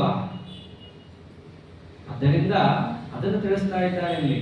ಯೋಗಯುಕ್ತೋ, ಯೋಗದಿಂದ ಕೂಡಿದಂತಹ ಅರ್ಥಾತ್ ಕರ್ಮಯೋಗದಿಂದ ಕೂಡಿದಂತಹ ಕರ್ಮ ಸನ್ಯಾಸ ಏನಿದೆ ಅದನ್ನು ನೀವು ಮಾಡ್ತಾ ಹೋದರೆ ಏನೇನು ನಿಮ್ಮ ಬದಲಾವಣೆಗಳಾಗತ್ತೆ ಅಂತ. ಮೊದಲು ವಿಶುದ್ಧ ಆತ್ಮ, ನಿಮ್ಮ ಸ್ವಭಾವ ಪರಿಶುದ್ಧವಾಗ್ತಾ ಹೋಗುತ್ತೆ. ಅದೇ ಗೊತ್ತಾಗತ್ತೆ. ವಿಜಿತಾತ್ಮ, ನಿಮ್ಮ ಮನಸ್ಸು ನಿಮ್ಮ ಹತೋಟಿಗೆ ಬರುತ್ತೆ. ಅದಕ್ಕೇನು ಮತ್ತೊಂದು ಕಾರಣ, ಜಿತೇಂದ್ರಿಯ, ನಿಮ್ಮ ಇಂದ್ರಿಯಗಳು ನಿಮ್ಮ ಹತೋಟಿಯಲ್ಲಿ ಬರುತ್ತೆ. ಒಮ್ಮೆಲೆ ಮನಸ್ಸನ್ನು ಹತೋಟಿಯಲ್ಲಿ ತಗೊಳಕ್ ಆಗಲ್ಲ, ಬಹಳ ಸೂಕ್ಷ್ಮ. ಅದಕ್ಕೆ ಅದರ ಅನುಯಾಯಿಗಳಾದ ಪುಟ್ಟ ಪುಟ್ಟ ಇಂದ್ರಿಯಗಳಿದ್ದಾವೆ, ಅದು ನಿಮ್ಮ ಹತೋಟಿಗೆ ಬರುತ್ತೆ ಮೊದಲು. ಅದರಿಂದ ಈ ಕರ್ಮ ಸನ್ಯಾಸ ಕರ್ಮಯೋಗವನ್ನ ಮಾಡ್ತಾ ಹೊರಟಾಗ ಮೊದಲು ಈ ಸಣ್ಣ ಪುಟ್ಟ ಇಂದ್ರಿಯಗಳು ನಿಮ್ಮ ಹತೋಟಿಗೆ ಬರುತ್ತೆ. ಬರಲ್ವ? ಮತ್ತೆ ವ್ರತ ಮಾಡ್ಲೇಬೇಕು ಅಂತ ಹೊರಟ್ರೆ ಇಷ್ಟ ಇರ್ಲಿ ಬಿಡ್ಲಿ ಆ ಇಂದ್ರಿಯ ನಿಮ್ಮ ಹತೋಟಿಗೆ ಬರಲೇಬೇಕು, ಬೇರೆ ದಾರಿ ಇಲ್ಲ. ಏಕಾದಶಿ ಅಂತ ಹಾಕಿ ನಿಮ್ಮನ್ನು ಒದ್ದಾಡಿಸೋದಲ್ಲ, ನಿಮಗೆ ಆ ಇಂದ್ರಿಯ ನಿಗ್ರಹ ಬರಲಿ ಅಂತ ಪರಮಾತ್ಮ ಮಾಡ್ತಾ ಇರೋದು. ಕರ್ಮಯೋಗ ಕರ್ಮ ಸನ್ಯಾಸ ಸೇರ್ಕೊಂಡು ಹೋಗೋದು, ಗಂಗಾ ಯಮನ ಸೇರ್ಕೊಂಡು ಹೋದಾಗೆ. ಒಂದು ಮಾಡ್ತೀನಿ ಒಂದು ಬಿಡ್ತೀನಿ ಅಂತಂದ್ರೆ ಅದು ಆಗೋದಲ್ಲ. ಅದಕ್ಕೋಸ್ಕರ ಇವೆರಡನ್ನ ಮಾಡ್ತಾ ಹೊರಟ್ರೆ ಯಾವ್ಯಾವ ಪ್ರಯೋಜನಗಳಿದ್ದಾವೆ? ಜಿತೇಂದ್ರಿಯ, ಮೊದಲು ಇಂದ್ರಿಯ ನಿಗ್ರಹ, ಆಮೇಲೆ ಅದಕ್ಕೂ ಸೂಕ್ಷ್ಮವಾದ ಮನಸ್ಸಿನ ನಿಗ್ರಹ. ನಿಗ್ರಹ ಅಂದ್ರೆ ಇಲ್ಲೆಲ್ಲ ಅರ್ಥ ಹಾಕಿ ಹಚ್ಚಿ ತೊಳೆದು ಬಿಡೋದು ಅಂತ ಅಲ್ಲ, ಅರ್ಥ ನಮ್ಮ ಅಧೀನದಲ್ಲಿ ಬರೋದು ಅಂತ ತಾತ್ಪರ್ಯ. ಅದೆರಡು ಆಯ್ತು ಅಂತಂದ್ರೆ ನಮ್ಮ ಆತ್ಮನ ದೃಷ್ಟಿಯಲ್ಲಿ ಅದಕ್ಕೂ ಸೂಕ್ಷ್ಮ ಇಂದ್ರಿಯಗಳು, ಮನಸ್ಸು, ಆಮೇಲೆ ಆತ್ಮ. ಅವ್ರು ಹೇಗಾಗ್ತಾರೆ? ವಿಶುದ್ಧ ಆತ್ಮ. ಆಗ ಒಂದು ಮನಸ್ಸೇನಾಗತ್ತೆ? ವಿಶುದ್ಧವಾಗಿ ನಮ್ಮ ಮುಂದಿನ ಸಾಧನೆಗೆ ಅದು ಅನುಕೂಲವಾಗುತ್ತೆ. ನಮ್ಮ ಮುಂದಿನ ಸಾಧನೆ ಯಾವುದು? ಸರ್ವಭೂತ ಆತ್ಮ ಭೂತಾತ್ಮ. ಅದನ್ನು ಹೇಳ್ತಾನೆ. ನಾವು ಶುದ್ಧರಾಗಿ ಗಳಿಸಬೇಕಾಗಿರೋದು ಯಾವುದು? ಸರ್ವಭೂತಾತ್ಮ ಭೂತಾತ್ಮ. ಸರ್ವಭೂತ ಅಂದ್ರೆ ಎಲ್ಲಾ ಜೀವರಾಶಿಗಳು, ಅವರೆಲ್ಲರಿಗೂ ಕೂಡ ಆತ್ಮಭೂತ ನಿಯಾಮಕನಾಗಿದ್ದಂತಹ ಭಗವಂತನೇ ಆತ್ಮ ನಮಗೂ ಕೂಡ ಪ್ರೇರಕನಾಗಿದ್ದಾನೆ. ಈ ಜ್ಞಾನ ಬಹಳ ದುಸ್ತರ ಎಲ್ರಿಗೂ ಬರೋದು. ಎಲ್ರಿಗೂ ಏನಿರುತ್ತೆ? ನಮಗೆ ಪ್ರೇರಣೆ ಮಾಡ್ತಾ ಇರೋ ದೇವರು ಬೇರೆ, ಮೆಕ್ಕಾದಲ್ಲಿರೋರಿಗೆ ಪ್ರೇರಣೆ ಮಾಡ್ತಾ ಇರೋ ದೇವರು ಬೇರೆ ಅಂತ ಇರುತ್ತೆ. ಯಾವಾಗ ಇವನು ನಿಜವಾಗಿಯೂ ಕರ್ಮ ಸನ್ಯಾಸ ಕರ್ಮಯೋಗವನ್ನ ಹಿಂದೆ ಹೇಳಿದ ಕೃಷ್ಣ ಪರಮಾತ್ಮ ತಿಳಿಸಿದ ರೀತಿಯಲ್ಲಿ ಅನುಷ್ಠಾನ ಮಾಡ್ತಿರ್ತಾನೋ, ತನ್ನ ಆತ್ಮಶುದ್ಧಿಯನ್ನು ಅವನು ಪಡೆದು ಏನನ್ನ ಹೇಳ್ತಾನೆ? ನನಗೆ, ನಿನಗೆ, ಇಡೀ ಜಗತ್ತಿಗೆ ಪ್ರೇರಣೆ ಮಾಡ್ತಾ ಇರುವಂತಹ ಆತ್ಮ ಅಂತಂದ್ರೆ ವ್ಯಾಪ್ತನಾಗಿ ಸರ್ವ ನಿಯಾಮಕನಾಗಿರುವವನು ಒಬ್ಬನೇ ಅನ್ನೋ ಜ್ಞಾನ ಬರುತ್ತೆ. ಅದಕ್ಕೆ ರಾಯರೊನ್ನಾನಂದ ಮಮಸ್ವಾಮಿ, ಸರ್ವಸ್ವಾಮಿ, ಸರ್ವಾಂತರ್ಯಾಮಿ, ಇದನ್ನ ನಾವು ರಾಯರ ವಿವೃತ್ತಿಯಲ್ಲಿ ನೋಡ್ತೀವಿ. ಬೆಳಗಾಗೆದ್ದು ಹಾಡಲ್ಲೂ ಕೂಡ ಅದನ್ನೇ ಹೇಳ್ತಾರೆ. ಮಮಸ್ವಾಮಿ, ಸರ್ವಸ್ವಾಮಿ, ಸರ್ವಾಂತರ್ಯಾಮಿ, ಜಗದೀಶ, ಪ್ರಾಣೇಶ, ಇವೆಲ್ಲ ಬರುತ್ತಲ್ಲ. ಆ ದಾಸರಾಯರು ಹೇಳಿದಂತಹ ಒಂದೊಂದು ಶಬ್ದಕ್ಕೂ ಕೂಡ ಬಹಳ ಅರ್ಥ ಇದೆ. ಆ ಎರಡು ಶಬ್ದ ಅಕ್ಕಪಕ್ಕದಲ್ಲೇ ಇಟ್ಟಿದ್ದಾರೆ, ಮಮಸ್ವಾಮಿ ಸರ್ವಸ್ವಾಮಿ ಅಂತ. ಅಂದ್ರೆ ನನಗೆ ಯಾರು ಸ್ವಾಮಿನೋ ನೀನೇ ಇಡೀ ಜಗತ್ತಿಗೂ ಸ್ವಾಮಿ, ನನಗೊಬ್ಬ ಇನ್ನೊಬ್ಬರಿಗೊಬ್ಬ ಅಂತಿಲ್ಲ. ಈ ತತ್ವ ಎಲ್ಲಿದೆ? ಇಲ್ಲಿ ಹೇಳ್ತಾರೆ ಸರ್ವಭೂತಾತ್ಮ. ಹೀಗವನು ತಿಳ್ಕೊಂಡು ನಾನು ಹೇಳಿದ ಕರ್ಮಯೋಗ ಮಾಡಬೇಕು, ಸುಮ್ಮನೆ ಹೇಗೋ ಮಾಡಬೇಕು ಕಾಟಾಚಾರಕ್ಕೆ ಮಾಡೋದಲ್ಲ. ಹಾಗೆ ಮಾಡಿದಾಗ ಮಾತ್ರ ಕುರ್ವನ್ನಪಿನ ಲಿಪ್ಯತೆ, ಅವನು ಕರ್ಮಾನುಷ್ಠಾನವನ್ನ ಮಾಡಿದರೂ ಆ ಕರ್ಮ ಅವನಿಗೆ ಬಂಧಕವಾಗಲಾರದು. ಇಲ್ಲದಿದ್ರೆ ಅದೇ ಕರ್ಮ ಬಂಧಕವಾಗತ್ತೆ. ಏನು ದೊಡ್ಡ ದೊಡ್ಡ ಶಕ್ತಿಯಿಂದ ದೇವರ ತಲೆ ಮೇಲೆ ಕುಂಭಾಭಿಷೇಕ ಮಾಡಿದರೂ ಈ ಒಂದು ಅನುಸಂಧಾನಾದಿಗಳು ಇಲ್ಲದಿದ್ದ ಪಕ್ಷದಲ್ಲಿ ಅದೇ ಕರ್ಮವೇ ನಮಗೆ ಬಂಧಕ. ಈ ಅನುಸಂಧಾನ ಇದ್ದ ಪಕ್ಷದಲ್ಲಿ ಮನೆ ಕಸ ಹೊಡೆದರೂ ಕೂಡ ಅದೇ ಮೋಸಕ. ನಮ್ಮ ಭಾಗವತ ಧರ್ಮ ಬಹಳ ಚೆನ್ನಾಗಿದೆ. ಏನೇ ಕೆಲಸ ಮಾಡಿದ್ರು ಆ ಕೆಲಸಕ್ಕೆ ಭಗವತ್ ಸಂಬಂಧ ಇತ್ತ ಉದ್ಧಾರ ಆಗ್ತೀವಿ. ಏನೋ ನೋಡ್ಲಿಕ್ಕೆ ಮಹಾ ಪವಿತ್ರತಮವಾದ ಕೆಲಸ ಅಂತ ಕಂಡರು ಅದಕ್ಕೆ ಭಗವತ್ ಸಂಬಂಧ ಇಲ್ಲದಿದ್ದ ಪಕ್ಷದಲ್ಲಿ ಅದು ಪರಮ ಅಪಿಷ್ಟ ಕೆಲಸ ಅಂತಲೇ ಕರೆಸಿಕೊಳ್ಳುತ್ತದೆ. ಮತ್ತು ಇನ್ನೊಂದು, ಕೆಲಸ ಮಾಡಬೇಕಾದ್ರೆ ಅವನಲ್ಲಿ ಇರಬೇಕಾದ ಮತ್ತೊಂದು ಪ್ರಮುಖ ಅಂಶವನ್ನು ಪರಮಾತ್ಮ ಹೇಳ್ತಾನೆ. ಕರ್ಮಯೋಗ ಅಲ್ಲ ಮುಖ್ಯ, ಅದಕ್ಕೆ ಇನ್ನೊಂದೇನಿರ್ಬೇಕು ಅವನ ಹಿಂದೆ. ನೈವ ಕಿಂಚಿತ್ ಕರೋಮೀತಿ ಯುಕ್ತೋ ಮನ್ಯೇತ ತತ್ವವಿತ್ ಪಶ್ಯನ್ ಶೃಣ್ವನ್ ಸ್ಪೃಶನ್ ಜಿಘ್ರನ್ ಅಶ್ನನ್ ಗಚ್ಚನ್ ಸ್ವಪನ್ ಶ್ವಸನ್ ಪ್ರಲಪನ್ ವಿಸರ್ಜನ್ ಗೃಹ್ಣನ್ ಉನ್ಮಿಷನ್ ನಿಮಿಷನ್ನಪಿ ಇಂದ್ರಿಯಾರ್ಥೇಷು ವರ್ತಂತ ಇತಿ ಧಾರಯನ್. ಕೆಲಸ ನಾವು ಬರೀ ಪೂಜೆ ಅಷ್ಟೇ ಮಾಡೋದಲ್ಲ, ಏನೇನ್ ಮಾಡ್ತೀವಿ? ಪಶ್ಯನ್, ಬೆಳಗಾಗದ ಒಂದು ಕಣ್ಣು ಬಿಟ್ಟು ಏನನ್ನೋ ನೋಡ್ತೀವಿ ಬಸ್. ಶೃಣ್ವನ್, ಯಾರೋ ಹೊಡೆದು ಎಬ್ಬಿಸ್ತಿರ್ತಾರೆ, ಹೊಡೆದು ಎಬ್ಬಿಸ್ತಿದ್ದಾರೆ ಅನ್ನೋದು ಕೇಳ್ತೀವಿ. ಸ್ಪೃಶನ್, ಮುಟ್ಟುತ್ತಾರ ನಮ್ಮನ್ನ, ಅದು ಒಂದು ಜ್ಞಾನನೇ ತಾನೆ. ಆಮೇಲೆ ಜಿಘ್ರನ್, ಏನೋ ಒಂದು ತಿಂತೀವಿ ಅಥವಾ ಮೂಸು ನೋಡ್ತೀವಿ ನಾವು.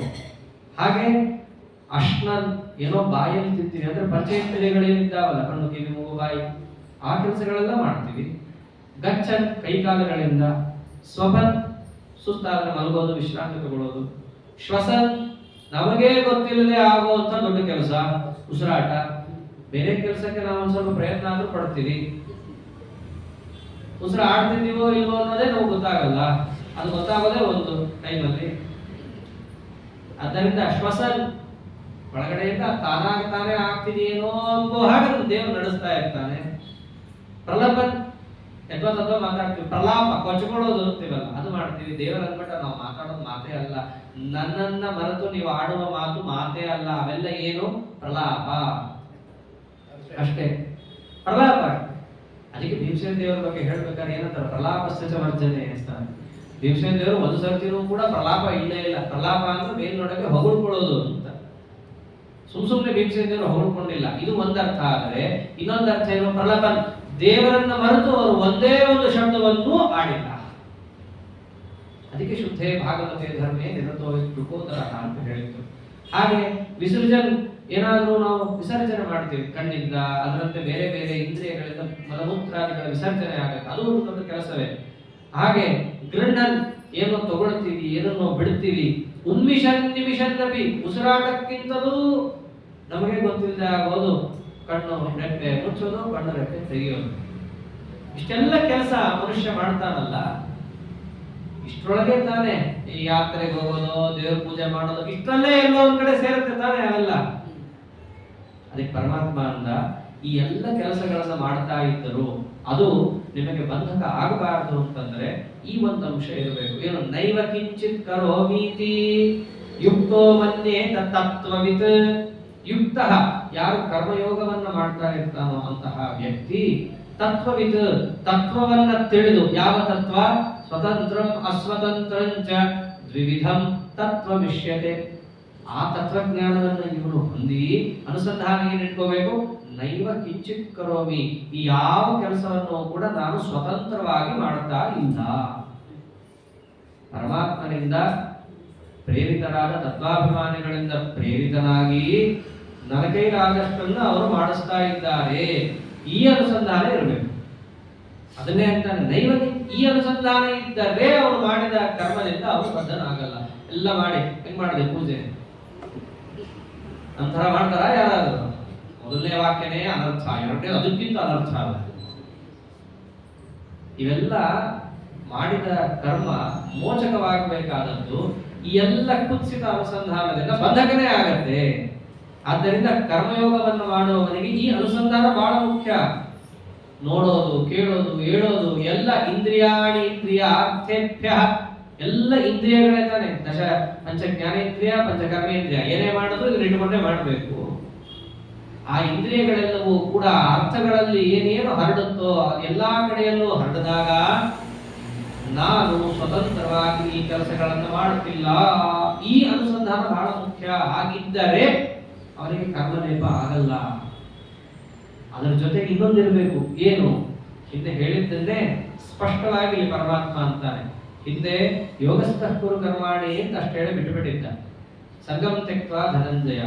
ಕರ್ಮಯೋಗ ಅಂತಂದ್ರೆ ಹಿಂದೆ ಸಂಕ್ಷಿಪ್ತವಾಗಿ ಸೂಕ್ಷ್ಮವಾಗಿ ಹೇಳಿದ ಅಂಶವನ್ನ ಸ್ಪಷ್ಟವಾಗಿ ಬಾಯ್ಬಿಟ್ಟು ಹೇಳ್ತಾನೆ. ಏನಂತ? ಬ್ರಹ್ಮಣ್ಯಾದಾಯ ಕರ್ಮಾಣಿ ಸಂಗಂ ತ್ಯಕ್ತ್ವ ಕರೋತಿ ಯಃ ಲಿಪ್ಯತೆ ನ ಸಪಾಪೇನ ಪದ್ಮಪತ್ರಮಿವಾಂಭಸ ಅಂತ. ಯಾರು ಯೋಗವನ್ನ ಮಾಡ್ತಾರೋ ಅಂತಂದ್ರೆ, ಯೋಗ ಅಂತಂದ್ರೆ ಕರ್ಮಯೋಗ, ಭಗವಂತ ಜೀವರಾಶಿಗಳು ಮೋಕ್ಷವನ್ನು ಹೊಂದಲಿ ಅಂತ ಹೇಳಿ ಅವರವರಿಗೆ ವಿಹಿತವಾದಂತಹ ಕರ್ಮವನ್ನ ಏನು ಉಪದೇಶ ಮಾಡಿದ್ದಾನೆ ಮಾಡಲಿ ಅಂತ, ಅದನ್ನ ಕರ್ಮಯೋಗ ಅಂತ ಕರೀತಾರೆ.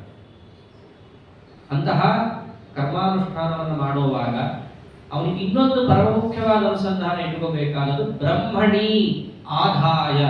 ಏನೇ ಕೆಲಸ ಮಾಡಿದರೂ ಪರಬ್ರಹ್ಮನಾದ ಪರಮಾತ್ಮನಲ್ಲಿ ಅದನ್ನು ಸಮರ್ಪಣೆ ಮಾಡಲು ಬುದ್ಧಿ ಇಟ್ಕೋಬೇಕು. ಬ್ರಹ್ಮ ಅಂತಂದ್ರೆ ಪರಬ್ರಹ್ಮ, ಅವನೇ ಬಿಂಬರೂಪಿಯಾದ ಪರಮಾತ್ಮ. ಆ ಬಿಂಬ ನಮಗೆ ಏನು ಒಳಗೆ ನಿಂತು ಅನುಗ್ರಹ ಮಾಡ್ತಾ ಇದ್ದಾನೋ, ಅವನು ಮಾಡ್ತಾ ಇರೋದಂತ ನಾವೆಲ್ಲ ಇಷ್ಟೆಲ್ಲ ಕಡಬರ ಹಾರಾಡೋದಾಗಿದೆ. ಆ ಪರಮಾತ್ಮನಲ್ಲಿ ಸಮರ್ಪಣೆ ಮಾಡುವುದಿದೆಯಲ್ಲ, ಇದು ಬಹಳ ಮುಖ್ಯವಾದ ಧರ್ಮ. ನಮ್ಮ ಮೋಚನಕ್ಕೆ ಇದೇ ಪರಮ ಮುಖ್ಯವಾದ ಕಾರಣ. ಅದಕ್ಕೆ ಏಕಾದಶ ಸ್ಕಂದದಲ್ಲಿ ಜಯಂತಿಯರ ಉಪಾಖ್ಯಾನದಲ್ಲಿ ವಸುದೇವ ಪ್ರಶ್ನೆ ಮಾಡ್ತಾನೆ, ಭಾಗವತ ಧರ್ಮ ಬೇಕಾದಷ್ಟಿದೆ, ಅತ್ಯುತ್ತಮವಾದ ಭಾಗವತ ಧರ್ಮ ಯಾವುದು ಹೇಳ್ರಿ ಅಂತ ಕೇಳಿದಾಗ ಇದನ್ನೇ ಹೇಳ್ತಾರೆ. ಏನು? ಕಾಯೇನ ವಾಚ ಮನಸೇಂದ್ರಿ ಏನುವ ಬುದ್ಧ್ಯಾತ್ಮನಾವ ಪ್ರಕೃತೆ ಸ್ವಭಾವ ಕರೋಮಿ ಯದ್ಯತ್ ಸಕಲಂ ಪರಸ್ಮೈ ನಾರಾಯಣಾಯೇತಿ ಸಮರ್ಪಯಾಮಿ. ಇದನ್ನೇ ಕೃಷ್ಣ ಹೇಳಿದ್ದು. ಬ್ರಹ್ಮಣ್ಯಾದಾಯ ಕರ್ಮಾಣಿ, ಏನೇನು ಕರ್ಮವನ್ನ ಮಾಡ್ತೀವೋ ಅದೆಲ್ಲವನ್ನ ಯಾರಲ್ಲಿ ಸಮರ್ಪಣೆ ಮಾಡಬೇಕು? ಬ್ರಹ್ಮಣ್ಯಾದಾಯ, ಪರಬ್ರಹ್ಮನಾದ ಅಂತರ್ಯಾಮಿಯಾದ ಬಿಂಬರೂಪಿಯಾದ ನಾರಾಯಣ ದೇವರಿಗೆ ಸಮರ್ಪಣೆ ಮಾಡೋದು ಅನ್ನೋದು ಇದೆಯಲ್ಲ, ಇದು ನೀವು ಮಾಡಿದ ಎಲ್ಲಾ ಕರ್ಮಗಳಿಂದ ಬರುವ ಪಾಪ ಪ್ರಕ್ಷಾಳಕವಾಗದಷ್ಟೇ ಮೋಚಕವೂ ಕೂಡ ಆಗತ್ತೆ. ಎಷ್ಟೋ ಕೆಲಸ ಮಾಡ್ತೀವಲ್ಲ, ಹಿಂದೆ ಹೇಳಿದಲ್ಲ, ಗ್ರಹಣ ಏನೇ ಕೆಲಸ ಮಾಡಿದ್ರು ಸ್ವಾಮಿ ನೀನು ಸ್ವತಂತ್ರ, ನೀ ಮಾಡಿಸ್ತಾ ಇರೋದಕ್ಕೆ ಇಷ್ಟೆಲ್ಲ ಮಾಡ್ತಾ ಇದ್ದೇನೆ, ಆದ್ದರಿಂದ ಏನೇ ಕೆಲಸಗಳಾಗಿದ್ದರೂ ಅದು ನಿನ್ನ ಅನುಗ್ರಹದಿಂದ ಆಗ್ತಾ ಇದೆ, ನಿನಗೆ ಸಮರ್ಪಣೆ ಮಾಡ್ತೇನೆ. ಈ ಭಾವನೆ ಮುಖ್ಯ. ನಾವು ಮಾಡೋದಂತ ಗೊತ್ತು, ಅದಕ್ಕೆ ಮುಖ್ಯ ಪ್ರಾಣದೇವರು ದಿನ ಅವರೇ ಮಾಡ್ತಿರ್ತಾರೆ. ತಸ್ಮಿನ್ನಪೋ ಮಾತರಿಶ್ವಾ ದದಾತಿ, ಅವರಿಗೆಲ್ಲ ಗೊತ್ತಲ್ಲ, ನಮ್ಮ ಕೈಯಿಂದ ಮಾಡಿಸಿ ಇವನು ಜೀವ ಅಲ್ಪ, ಇವನಿಗೇನೋ ಗೊತ್ತಿಲ್ಲ, ನಿನ್ನ ವೈಭವ ನನಗೆ ಗೊತ್ತಲ್ಲ. ನಿತ್ಯ ತಾವೇ ಒಳಗಿನಿಂದ ಹಂಸಮಂತ್ರವನ್ನ ಜಪ ಮಾಡ್ತಾ ಎಲ್ಲಾ ದೇವತೆಗಳಿಂದ ಪ್ರೇರಣೆ ಮಾಡಿಸಿ ಕೆಲಸವನ್ನ ಮಾಡಿಸ್ತಾ ಸಮರ್ಪಣೆ ಮಾಡ್ಬೇಕಾದ್ರೆ ಏನ್ ಬಿಡ್ತೀವಿ? ನೀರು ಬಿಡ್ತೀವಲ್ಲ ದೇವರಿಗೆ, ಕೃಷ್ಣಾರ್ಪಣ ವಸ್ತು ಕೃಷ್ಣಾರ್ಪಣ ವಸ್ತು ನೀರು ಬಿಡ್ತೀವಲ್ಲ, ಹಾಗೆ ಒಳಗಿನಿಂದ ಪ್ರಾಣವಾಯು ಮುಖ್ಯ ಪ್ರಾಣದೇವರು ಏನ್ ಮಾಡ್ತಾ ಇರ್ತಾರೆ? ಸಮರ್ಪಣೆ ಮಾಡ್ತಾ ಇರ್ತಾರೆ. ನಾವೇನ್ ಮಾಡೋದು? ಅವ್ರು ಮಾಡ್ತಿದ್ದಾರೆ ಅಂತ ಹೇಳಿ ಗೋವಿಂದ ಅಂತ ದೂರ ಇರೋದು, ಅಷ್ಟೇ ಮಾಡೋದು. ಅವರಿಗೆಲ್ಲ ಅದೇ ತಾನೇ ಮಾಡೋದು. ತಿರುಪತಿಯಲ್ಲೆಲ್ಲ ಮಾಡಿಸ್ತಾರೆ ಕಲ್ಯಾಣೋತ್ಸವ ಅಂತ, ಏನು ದೂರದಲ್ಲಿ ಕೂತ್ಕೊಂಡು ನೋಡ್ತಾ ಇರ್ತೀವಿ ಅಷ್ಟೇ. ಅವ್ರು ಮಾಡ್ಕೊಂಡು ಹೋಗ್ತಾ ಇರ್ತಾರೆ. ಸಂಕಲ್ಪ ಏನ್ ಮಾಡಿದ್ರು? ಆಚಾರ ಕಾರ್ಯಶೇ ಏನು ಮಾಡಿಸ್ತಿರ್ತಾರೆ, ಅವ್ರು ಮಾಡ್ಕೊಂಡು ಹೋಗ್ತಾ ಇರ್ತಾರೆ. ನಮಗೆ ಮಾಡುವುದು ಅಷ್ಟು ವೇಗದಲ್ಲಿ ಮಾಡಕ್ ಆಗೋದೇ ಇಲ್ಲ. ನಿಜವಾದ ಆಚಾರ್ಯರು ಜಗದಾಚಾರ್ಯರು ಒಳಗೆ ಇದ್ದಾರೆ, ಅವರು ನಿತ್ಯದಲ್ಲಿ ಮಾಡ್ತಾ ಇದ್ದಾರೆ ಅನ್ನೋ ಅನುಸಂಧಾನ ತಂದುಕೊಳ್ಳೋದೇ ದೊಡ್ಡ ಸಾಧನೆ. ಕರ್ಮವನ್ನ ಪರಮಾತ್ಮನಲ್ಲಿ ಅರ್ಪಣೆ ಮಾಡೋದು ಅಂತಿದೆಯಲ್ಲ, ಅದನ್ನೇ ಕರ್ಮನ್ಯಾಸೋ ಹಣೆ ನೀವು ವಿಷ್ಣು ತುಷ್ಟಿಕರ ಸದಾ ಅಂತ ಅದನ್ನೇ ಹೇಳಿದ್ದು.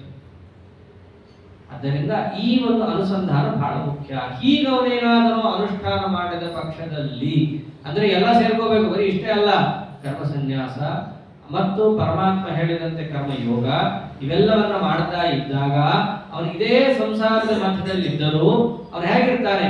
ಪದ್ಮಪತ್ರಮಿವ ಅಂಬಸ. ಕಮಲದ ಎಲೆ ಮೇಲೆ ನೀರು ಹಾಕಿದ್ರೆ ಅದು ಅಂಟ್ಕೊಳ್ಳಲ್ಲ, ಇರುತ್ತೆ ಆದ್ರೆ ಅಂಟ್ಕೊಳ್ಳಲ್ಲ. ಎಲೆ ನೀರಿಗೆ ಕಾಣಿಸಿದ್ರೆ ನೀರು ಸಮೇತ ಹೊರಟೋಗುತ್ತೆ, ನೀರು ಇತ್ತೋ ಇಲ್ವೋ ಅನ್ನೋ ಹಾಗೆ ಅದಿರುತ್ತೆ. ಹಾಗೆ ಅವರಿಗೆ ಕರ್ಮದ ಲೇಪ ಆಗಲ್ಲ. ಕರ್ಮದ ಲೇಪ ಅಂತಂದ್ರೆ ಪುನಃ ಅದೆಲ್ಲ ದೊಡ್ಡ ದೊಡ್ಡ ಪ್ರಕರಣಕ್ಕೆ ಕಾರಣ ಆಗೋಗುತ್ತೆ, ಜನ್ಮ ಜನ್ಮಾಂತರಗಳಿಗೆ ಅದು ಕಾರಣ ಆಗುತ್ತೆ. ಕರ್ಮ ಹತ್ತದ್ರ ತಾನೆ ಅವೆಲ್ಲ. ಕರ್ಮ ಹತ್ತಬಾರದು ಅಂತಂದ್ರೆ ಈ ರೀತಿ ಮಾಡ್ಕೊಳ್ರಿ. ಹೀಗೆ ಆ ಪರಮಾತ್ಮ ತಿಳಿಸಿ ಏನ್ ಹೇಳ್ತಾನೆ ಮುಂದೆ ಅಂತಂದ್ರೆ, ಯಾವ ಈ ಸನ್ಯಾಸ ಯೋಗ ಅಂದ್ರೆ ಕರ್ಮ ಸನ್ಯಾಸ ಮತ್ತು ಕರ್ಮಯೋಗ ಇಷ್ಟೊಂದು ತನಕ ಹೇಳದ್ನಲ್ಲ ಕೃಷ್ಣ, ಇದೆಲ್ಲ ಸರಿ ಯಾರು ಮಾಡಿದ ಹೀಗೆ? ನೀ ಹೇಳ್ತಾ ಇದೆಯಾ, ನಾನು ಕೇಳ್ತಾ ಇದ್ದೀನಿ. ನಮಗೆ ಶಾಸ್ತ್ರಕ್ಕಿಂತ ಪ್ರತ್ಯಕ್ಷ ಪ್ರಮಾಣಕ್ಕೆ ಮತ್ತು ಯಾರಾದರೂ ಹೀಗೆ ಮಾಡಿದವರು ಕಂಡಿದ್ದರೆ ಹೆಚ್ಚು ನಮಗೆ ನಿದರ್ಶನ ಏನಾಗತ್ತೆ, ಹೆಚ್ಚು ನಮ್ಮ ಮನಸ್ಸಿಗೆ ಮುಟ್ಟುತ್ತೆ, ಹೌದು ಮಾಡಬೇಕು ಅಂತ ಹೇಳಿ. ಯಾರು ಮಾಡಿದ್ದಾರೆ? ನೀನು ಹೇಳಿದಂಗೆ ಯಾರು ಮಾಡಿದ್ದಾರೆ? ಮಾಡಿದಾರಂತಂದ. ಯಾರು ಮಾಡಿದ್ದಾರೆ? ಕಾಯೇನ ಮನಸಾ ಬುದ್ಧ್ಯ ಕೇವಲೈರಿಂದ್ರಿಯೈರಪಿ ಯೋಗಿನ ಕರ್ಮ ಕುರ್ವಂತಿ ಸಂಗಂ ತ್ಯಕ್ತ್ವಾತ್ಮ ಶುದ್ಧಯೇ. ಮಾಡ್ತಾ ಇದ್ದಾರೆ ಎಲ್ಲರೂ, ನೀನ್ ನೋಡ್ತಾ ಇಲ್ಲ ಅವರನ್ನಷ್ಟೇ. ಯೋಗಿನಃ ಕರ್ಮ ಕುರ್ವಂತಿ, ಆ ಯೋಗಿಗಳು ಆ ಕರ್ಮವನ್ನು ಮಾಡ್ತಾ ಇದ್ದಾರೆ. ಹೇಗೆ? ಬರೀ ನೋಡೋಕಷ್ಟೇ ಅಲ್ಲ, ಕಾಯೇನ ಮನಸ ಬುದ್ಧ್ಯ, ಕಾಯೇನ ತಮ್ಮ ಶರೀರದಿಂದ ಆ ಕೆಲಸ ಮಾಡ್ತಾ ಇದ್ದಾರೆ. ಬರೀ ನೋಡಕ್ಕಷ್ಟೇ ಅಲ್ಲ, ಮನಸ್ಸಿಟ್ಟು ಮಾಡ್ತಾ ಇದ್ದಾರೆ. ಅಷ್ಟೇ ಅಲ್ಲ, ಬುದ್ಧಿಯ ತಿಳ್ಕೊಂಡು ಮಾಡ್ತಾ ಇದ್ದಾರೆ. ಕೇವಲೈರಿಂದ್ರಿಯೈರಪಿ, ತಮ್ಮ ಎಲ್ಲಾ ಇಂದ್ರಿಯಗಳಿಂದಲೂ ಸೇರಿಕೊಂಡು, ಹೇಗೆ? ಅಪಿ ಸ್ವಾತಂತ್ರ್ಯಾಭಿಮಾನವನ್ನ ಬಿಟ್ಟು ಮಾಡ್ತಾ ಇದ್ದಾರೆ. ಅರ್ಥಾತ್ ಶ್ರೀಹರಿ ನಮ್ಮಿಂದ ಮಾಡಿಸ್ತಾ ಇದ್ದಾನೆ ಅನ್ನೋ ಅನುಸಂಧಾನದಲ್ಲೇ ಮಾಡ್ತಾ ಇದ್ದಾನೆ. ಆದ್ದರಿಂದ ನೀನೇನು ಹೇಳಿದೆಯಲ್ಲ, ಯೋಗಿನಃ ಕರ್ಮ ಕುರುವಂತೆ ಸಂಗಮ್ ತ್ಯಕ್ತ. ಸಂಗಮ್ ತ್ಯಕ್ತ ಅಂತಂದ್ರೆ ಕರ್ಮ ಸನ್ಯಾಸ, ಯೋಗಿನಃ ಅಂತಂದ್ರೆ ಕರ್ಮಯೋಗ. ಇವೆರಡೂ ಅವರಲ್ಲಿದೆ, ಅವರು ಮಾಡ್ತಾ ಇದ್ದಾರೆ. ಯಾತಕ್ಕೋಸ್ಕರ? ಆತ್ಮಶುದ್ಧಯೇ. ಹಿಂದೆ ಹೇಳಿದ್ವಲ್ಲ, ಯಾವುದು? ಶುದ್ಧಾತ್ಮ ಸ್ವಭಾವರಾಗಬೇಕು ಅಂತ. ಅದಕ್ಕೋಸ್ಕರ ಅವರು ಮಾಡ್ತಾ ಇದ್ದಾರೆ. ಕೆಲವರು ಆಗಿದ್ದಾರೆ, ಎಷ್ಟೋ ಜನ ಶುದ್ಧರು, ಆದರೂ ಅವರು ಮಾಡ್ತಾ ಇದ್ದಾರೆ. ಯಾಕೆ? ಆತ್ಮಶುದ್ಧಯೇ, ಪರಮಾತ್ಮನ ಪ್ರೀತಿಗೋಸ್ಕರ ಇವತ್ತಿಗೂ ಮಾಡ್ತಾ ಇದ್ದಾರೆ. ಮುಖ್ಯ ಪ್ರಾಣದವರಿಗೆ ಈ ಕರ್ಮದಿಂದ ಆಗಬೇಕಾಗಿಲ್ಲ, ಹೋಗಬೇಕಾಗಿಲ್ಲ, ಅದು ನಮ್ಗಿಂತ ಜಾಸ್ತಿ ಮಾಡ್ತಾ ಇದ್ದಾರೆ. ಅವ್ರಿಗಿರೋದು ಉದ್ದೇಶವನ್ನೇ, ಮೋಕ್ಷನೂ ಅವ್ರು ಅಪೇಕ್ಷೆ ಪಡಲ್ಲ. ಮಾಡೋದು ಯಾಕೆ? ನಿನಗೋಸ್ಕರ ಮಾಡ್ತಾರೆ ಅಷ್ಟೇ. ಕುರ್ವತೆ ಕರ್ಮ ಯತ್ ಪ್ರೀತಯೇ ಸಜ್ಜನ. ಸತ್ ಅಂದ್ರೆ ಒಳ್ಳೆಯವರು, ಸಾತ್ವಿಕ ಸ್ವಭಾವ. ಅವ್ರಿಗಿಂತ ಸಾತ್ವಿಕರು ಜಗತ್ತಲ್ಲಿ ಯಾರೂ ಇಲ್ಲ. ಸತ್ವ ಸತ್ವ ಮಹಾಸತ್ವ ಸೂಕ್ಷ್ಮ ಸತ್ವ ಚತುರ್ಮುಖ.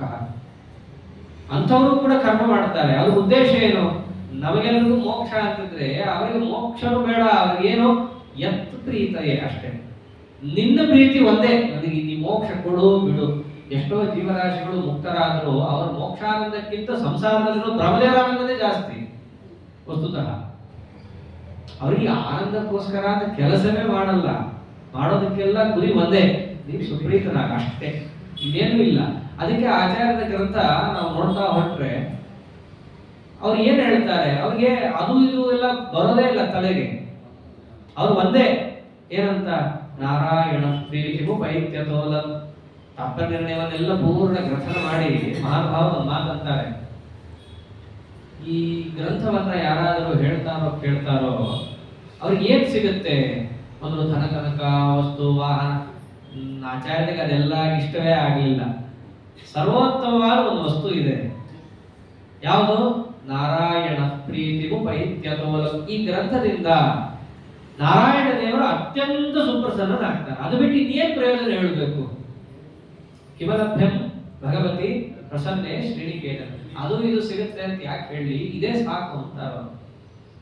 ಆದ್ದರಿಂದ ಆತ್ಮಶುದ್ಧಯೇ, ಪರಮಾತ್ಮನ ಪ್ರೀತಿಗೋಸ್ಕರ ಅಂತ ಮಾಡ್ತಾರೆ ಅವರು.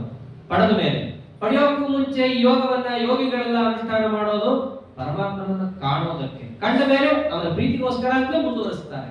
ಆದ್ದರಿಂದ ಯಾರು ಮಾಡಿದ್ದಾರೆ ಕೃಷ್ಣ ಅಂತಂದ್ರೆ ಮಾಡಿದ್ದಾರೆ, ಎಷ್ಟೋ ಜನ ಮಾಡಿದ್ದಾರೆ, ಉದ್ಧಾರ ಆಗಿದ್ದಾರೆ. ಯದ್ಯಪಿ ಅರ್ಜುನರು ಕೂಡ ಅಂತ ಉತ್ತಮಾಧಿಕಾರಿಗಳೇ. ಆದರೆ ಜನರಿಗೆ ಬರುವ ಪ್ರಶ್ನೆಯನ್ನ ತಾವು ಅವರಿಗೋಸ್ಕರ ಕೇಳಿ ಅವರಿಗೂ ಒಂದು ಅನುಗ್ರಹ ಆಗಲಿ ಅನ್ನೋ ದೃಷ್ಟಿಯಿಂದ ಅಲ್ಲಿ ಪ್ರವೃತ್ತಿ ಮಾಡ್ತಾ ಇರೋರು. ಹೀಗೆ ಪರಮಾತ್ಮ ತಿಳಿಸಿದಾಗ ಯುಕ್ತಃ ಕರ್ಮಫಲಂ ತ್ಯಕ್ತ್ವಾ ಶಾಂತಿಮಾಪ್ನೋತಿ ನೈಷ್ಠಿಕೀಂ. ಈಗ ತಿಳಿಸ್ತಾರೆ, ಹಿಂದೆ ಹೇಳಿದ್ದೆಲ್ಲ ಸಂಗ್ರಹ ಮಾಡಿ ಪರಮಾತ್ಮ ಹೇಳ್ತಾರೆ. ಯಾರು ಕರ್ಮ ಸನ್ಯಾಸವನ್ನು ಮಾಡುತ್ತಾ ಕರ್ಮಯೋಗವನ್ನು ಅನುಷ್ಠಾನ ಮಾಡ್ತಾನೋ ಆತ ನೈಷ್ಠಿಕೀಂ ಶಾಂತಿ, ಅನವರತ ಶಾಂತಿ ಅಂದ್ರೆ ಮೋಕ್ಷ, ಅದನ್ನು ಆತ ಪಡಿತಾನೆ. ಅದರ ಜೊತೆಗೆ ಯಾರು ಹೀಗೆ ಮಾಡಲ್ಲ ಅದು ಈಗ ಹೇಳ್ತಾನೆ. ನಾವು ಮಾಡ್ತೀನ್ರಿ ಆದಾಗ ಮಾಡ್ತೀನಲ್ಲ, ಯಾರು ಬಿಡ್ತಾನೋ ಅಯುಕ್ತ ಕಾಮಕಾರೇಣ.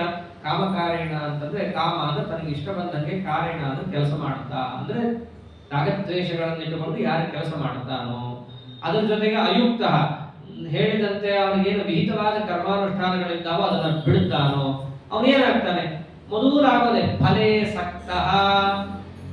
ಯಾವುದಕ್ಕೋಸ್ಕರ ನೀನು ಕೆಲಸ ಮಾಡ್ತಿದ್ದೀಯೋ ಅದರಲ್ಲಿ ನಿನ್ನ ಮನಸ್ಸು ಹೋಗುತ್ತೆ. ಅದ್ಯಾವುದು ಫಲ, ಪರಮಾತ್ಮನಿಂದ ಹೊರತಾದಂತಹ ಎಲ್ಲವೂ ಕೂಡ ನಿಮ್ಮ ಬಂಧನಕ್ಕೆ ಕಾರಣನೇ. ಆದ್ದರಿಂದ ನಿಮ್ಮ ಮನಸ್ಸು ಆ ಫಲದಲ್ಲಿ ಹೋಯಿತು ಅಂತಂದರೆ ನಿಬದ್ಧತೆ, ಮನಸ್ಸು ಕಟ್ಟ ಹಾಕೊಂಡು ಕೂತ್ಕೊಳ್ಳುತ್ತೆ, ದುಃಖ ಅನುಭವಿಸ್ತಾ ಕೂತ್ಕೊಳ್ಳುತ್ತೆ ಅಷ್ಟೇ. ಆದ್ದರಿಂದ ಕರ್ಮಾನುಷ್ಠಾನ ಅರ್ಥಾತ್ ಕರ್ಮಯೋಗ ಕರ್ಮ ಸನ್ಯಾಸವನ್ನು ಮಾಡಿದರೆ ಅವರಿಗೆ ಮೋಕ್ಷ, ಕರ್ಮ ಸನ್ಯಾಸ ಕರ್ಮಯೋಗ ಇಲ್ಲದಿದ್ದರೆ ಅವರಿಗೆ ಬಂಧನ ಅಂತ ಪರಮಾತ್ಮ ಹೇಳಿದಾಗ ಇಲ್ಲೊಂದು ದೊಡ್ಡ ಪ್ರಶ್ನೆ ಬರುತ್ತೆ. ಕೃಷ್ಣ ನೀನೇನೋ ಹೇಳ್ಬಿಟ್ಟು ನಾನು ಕೆಲಸ ಮಾಡಲ್ಲ ಅಂತ ಅನ್ಕೊಂಡು ಕೆಲಸ ಮಾಡಬೇಕು, ಅರ್ಥಾತ್ ಸ್ವಾತಂತ್ರ್ಯವನ್ನ ನಮ್ಮಲ್ಲಿ ತೆಗೆದುಹಾಕಿ ದೇವರು ಮಾಡಿಸ್ತಾನೆ ನಾ ಮಾಡ್ತೀನಿ ಅಂತ ಇಟ್ಕೋಬೇಕು ಅಂತಂದ್ರೆ ಯಾಕೋ ನಮ್ಮ ಅನುಭವ ವಿರುದ್ಧ ಅಲ್ವಾ? ನಾ ಮಾಡ್ತೀನಿ ಅಂತ, ನಾ ಕೇಳ್ತೀನಿ ಅಂತ, ನಾನು ಓಡಾಡ್ತೀನಿ ಅಂತ ಇವೆಲ್ಲ ನಮ್ಮ ಅನುಭವದಲ್ಲಿದೆ. ನೀನ್ ನೋಡಿದ್ರೆ ನೀನೆಲ್ಲ ಮಾಡೋದು ನೈವ ಕಿಂಚಿತ್ ಕರೋಮೀತಿ, ಯಾವುದು ನಾ ಮಾಡ್ತಿಲ್ಲ ಅಂತ ಅನ್ಕೋಬೇಕಂತ ಹೇಳ್ಬಿಟ್ಟಿ. ಇದು ಯಾಕೋ ನಮ್ಮ ಮನಸ್ಸಿಗೆ ಬರ್ತಿಲ್ಲ ಅಂತ ಕೇಳಿದಾಗ ಆ ಕರ್ತೃತ್ವವನ್ನು ಹೇಗೆ ಅನುಸಂಧಾನ ಮಾಡಬೇಕು? ನಮ್ಮ ಕರ್ತೃತ್ವನೇ ಇಲ್ವಾ? ಬರೀ ದೇವರ ಮಾತ್ರ ಇರೋದಾ? ಕರ್ತೃತ್ವ ನಮ್ಮಲ್ಲಿ ಇಲ್ಲ ಅಂತಂದ್ರೆ ನಾವು ಮಾಡಿಲ್ಲ ಅಂತ ಆಯ್ತು. ನಾವು ಮಾಡಿಲ್ಲ ಅಂತಂದ್ರೆ ಆ ಕರ್ಮದ ಲೇಪ ನಮ್ಗೆ ಯಾಕೆ ಆಗಬೇಕು? ನಮ್ಗೆ ಯಾಕೆ ನರಕಾದಿಗಳು ಬರಬೇಕು? ನಾವು ಮಾಡಿದ್ರೆ ನಾವು ಪುಣ್ಯ ಪಾಪಗಳು ಬರಬೇಕು. ನಾವು ಮಾಡೇ ಇಲ್ಲ, ಮಾಡಿದ್ ನೀನ್ ನರಕಕ್ಕೆ ಹೋಗು, ನಂದು ಯಾಕೆ ಬದುಕ್ತೀಯಾ? ಇವೆಲ್ಲ ಪ್ರಶ್ನೆ ಬಂದಾಗ ಅದರ ಅಭಿಪ್ರಾಯವನ್ನು ಕೃಷ್ಣ ಪರಮಾತ್ಮರು ಹೇಗೆ ಸ್ಪಷ್ಟಪಡಿಸಿದ್ದಾರೆ ಎಂಬುದನ್ನ ನಾಳೆ ದಿವಸ ನೋಡೋಣ. ಶ್ರೀ ಕೃಷ್ಣಾರ್ಪಣಮಸ್ತು. ಹರೇ ನಮಃ.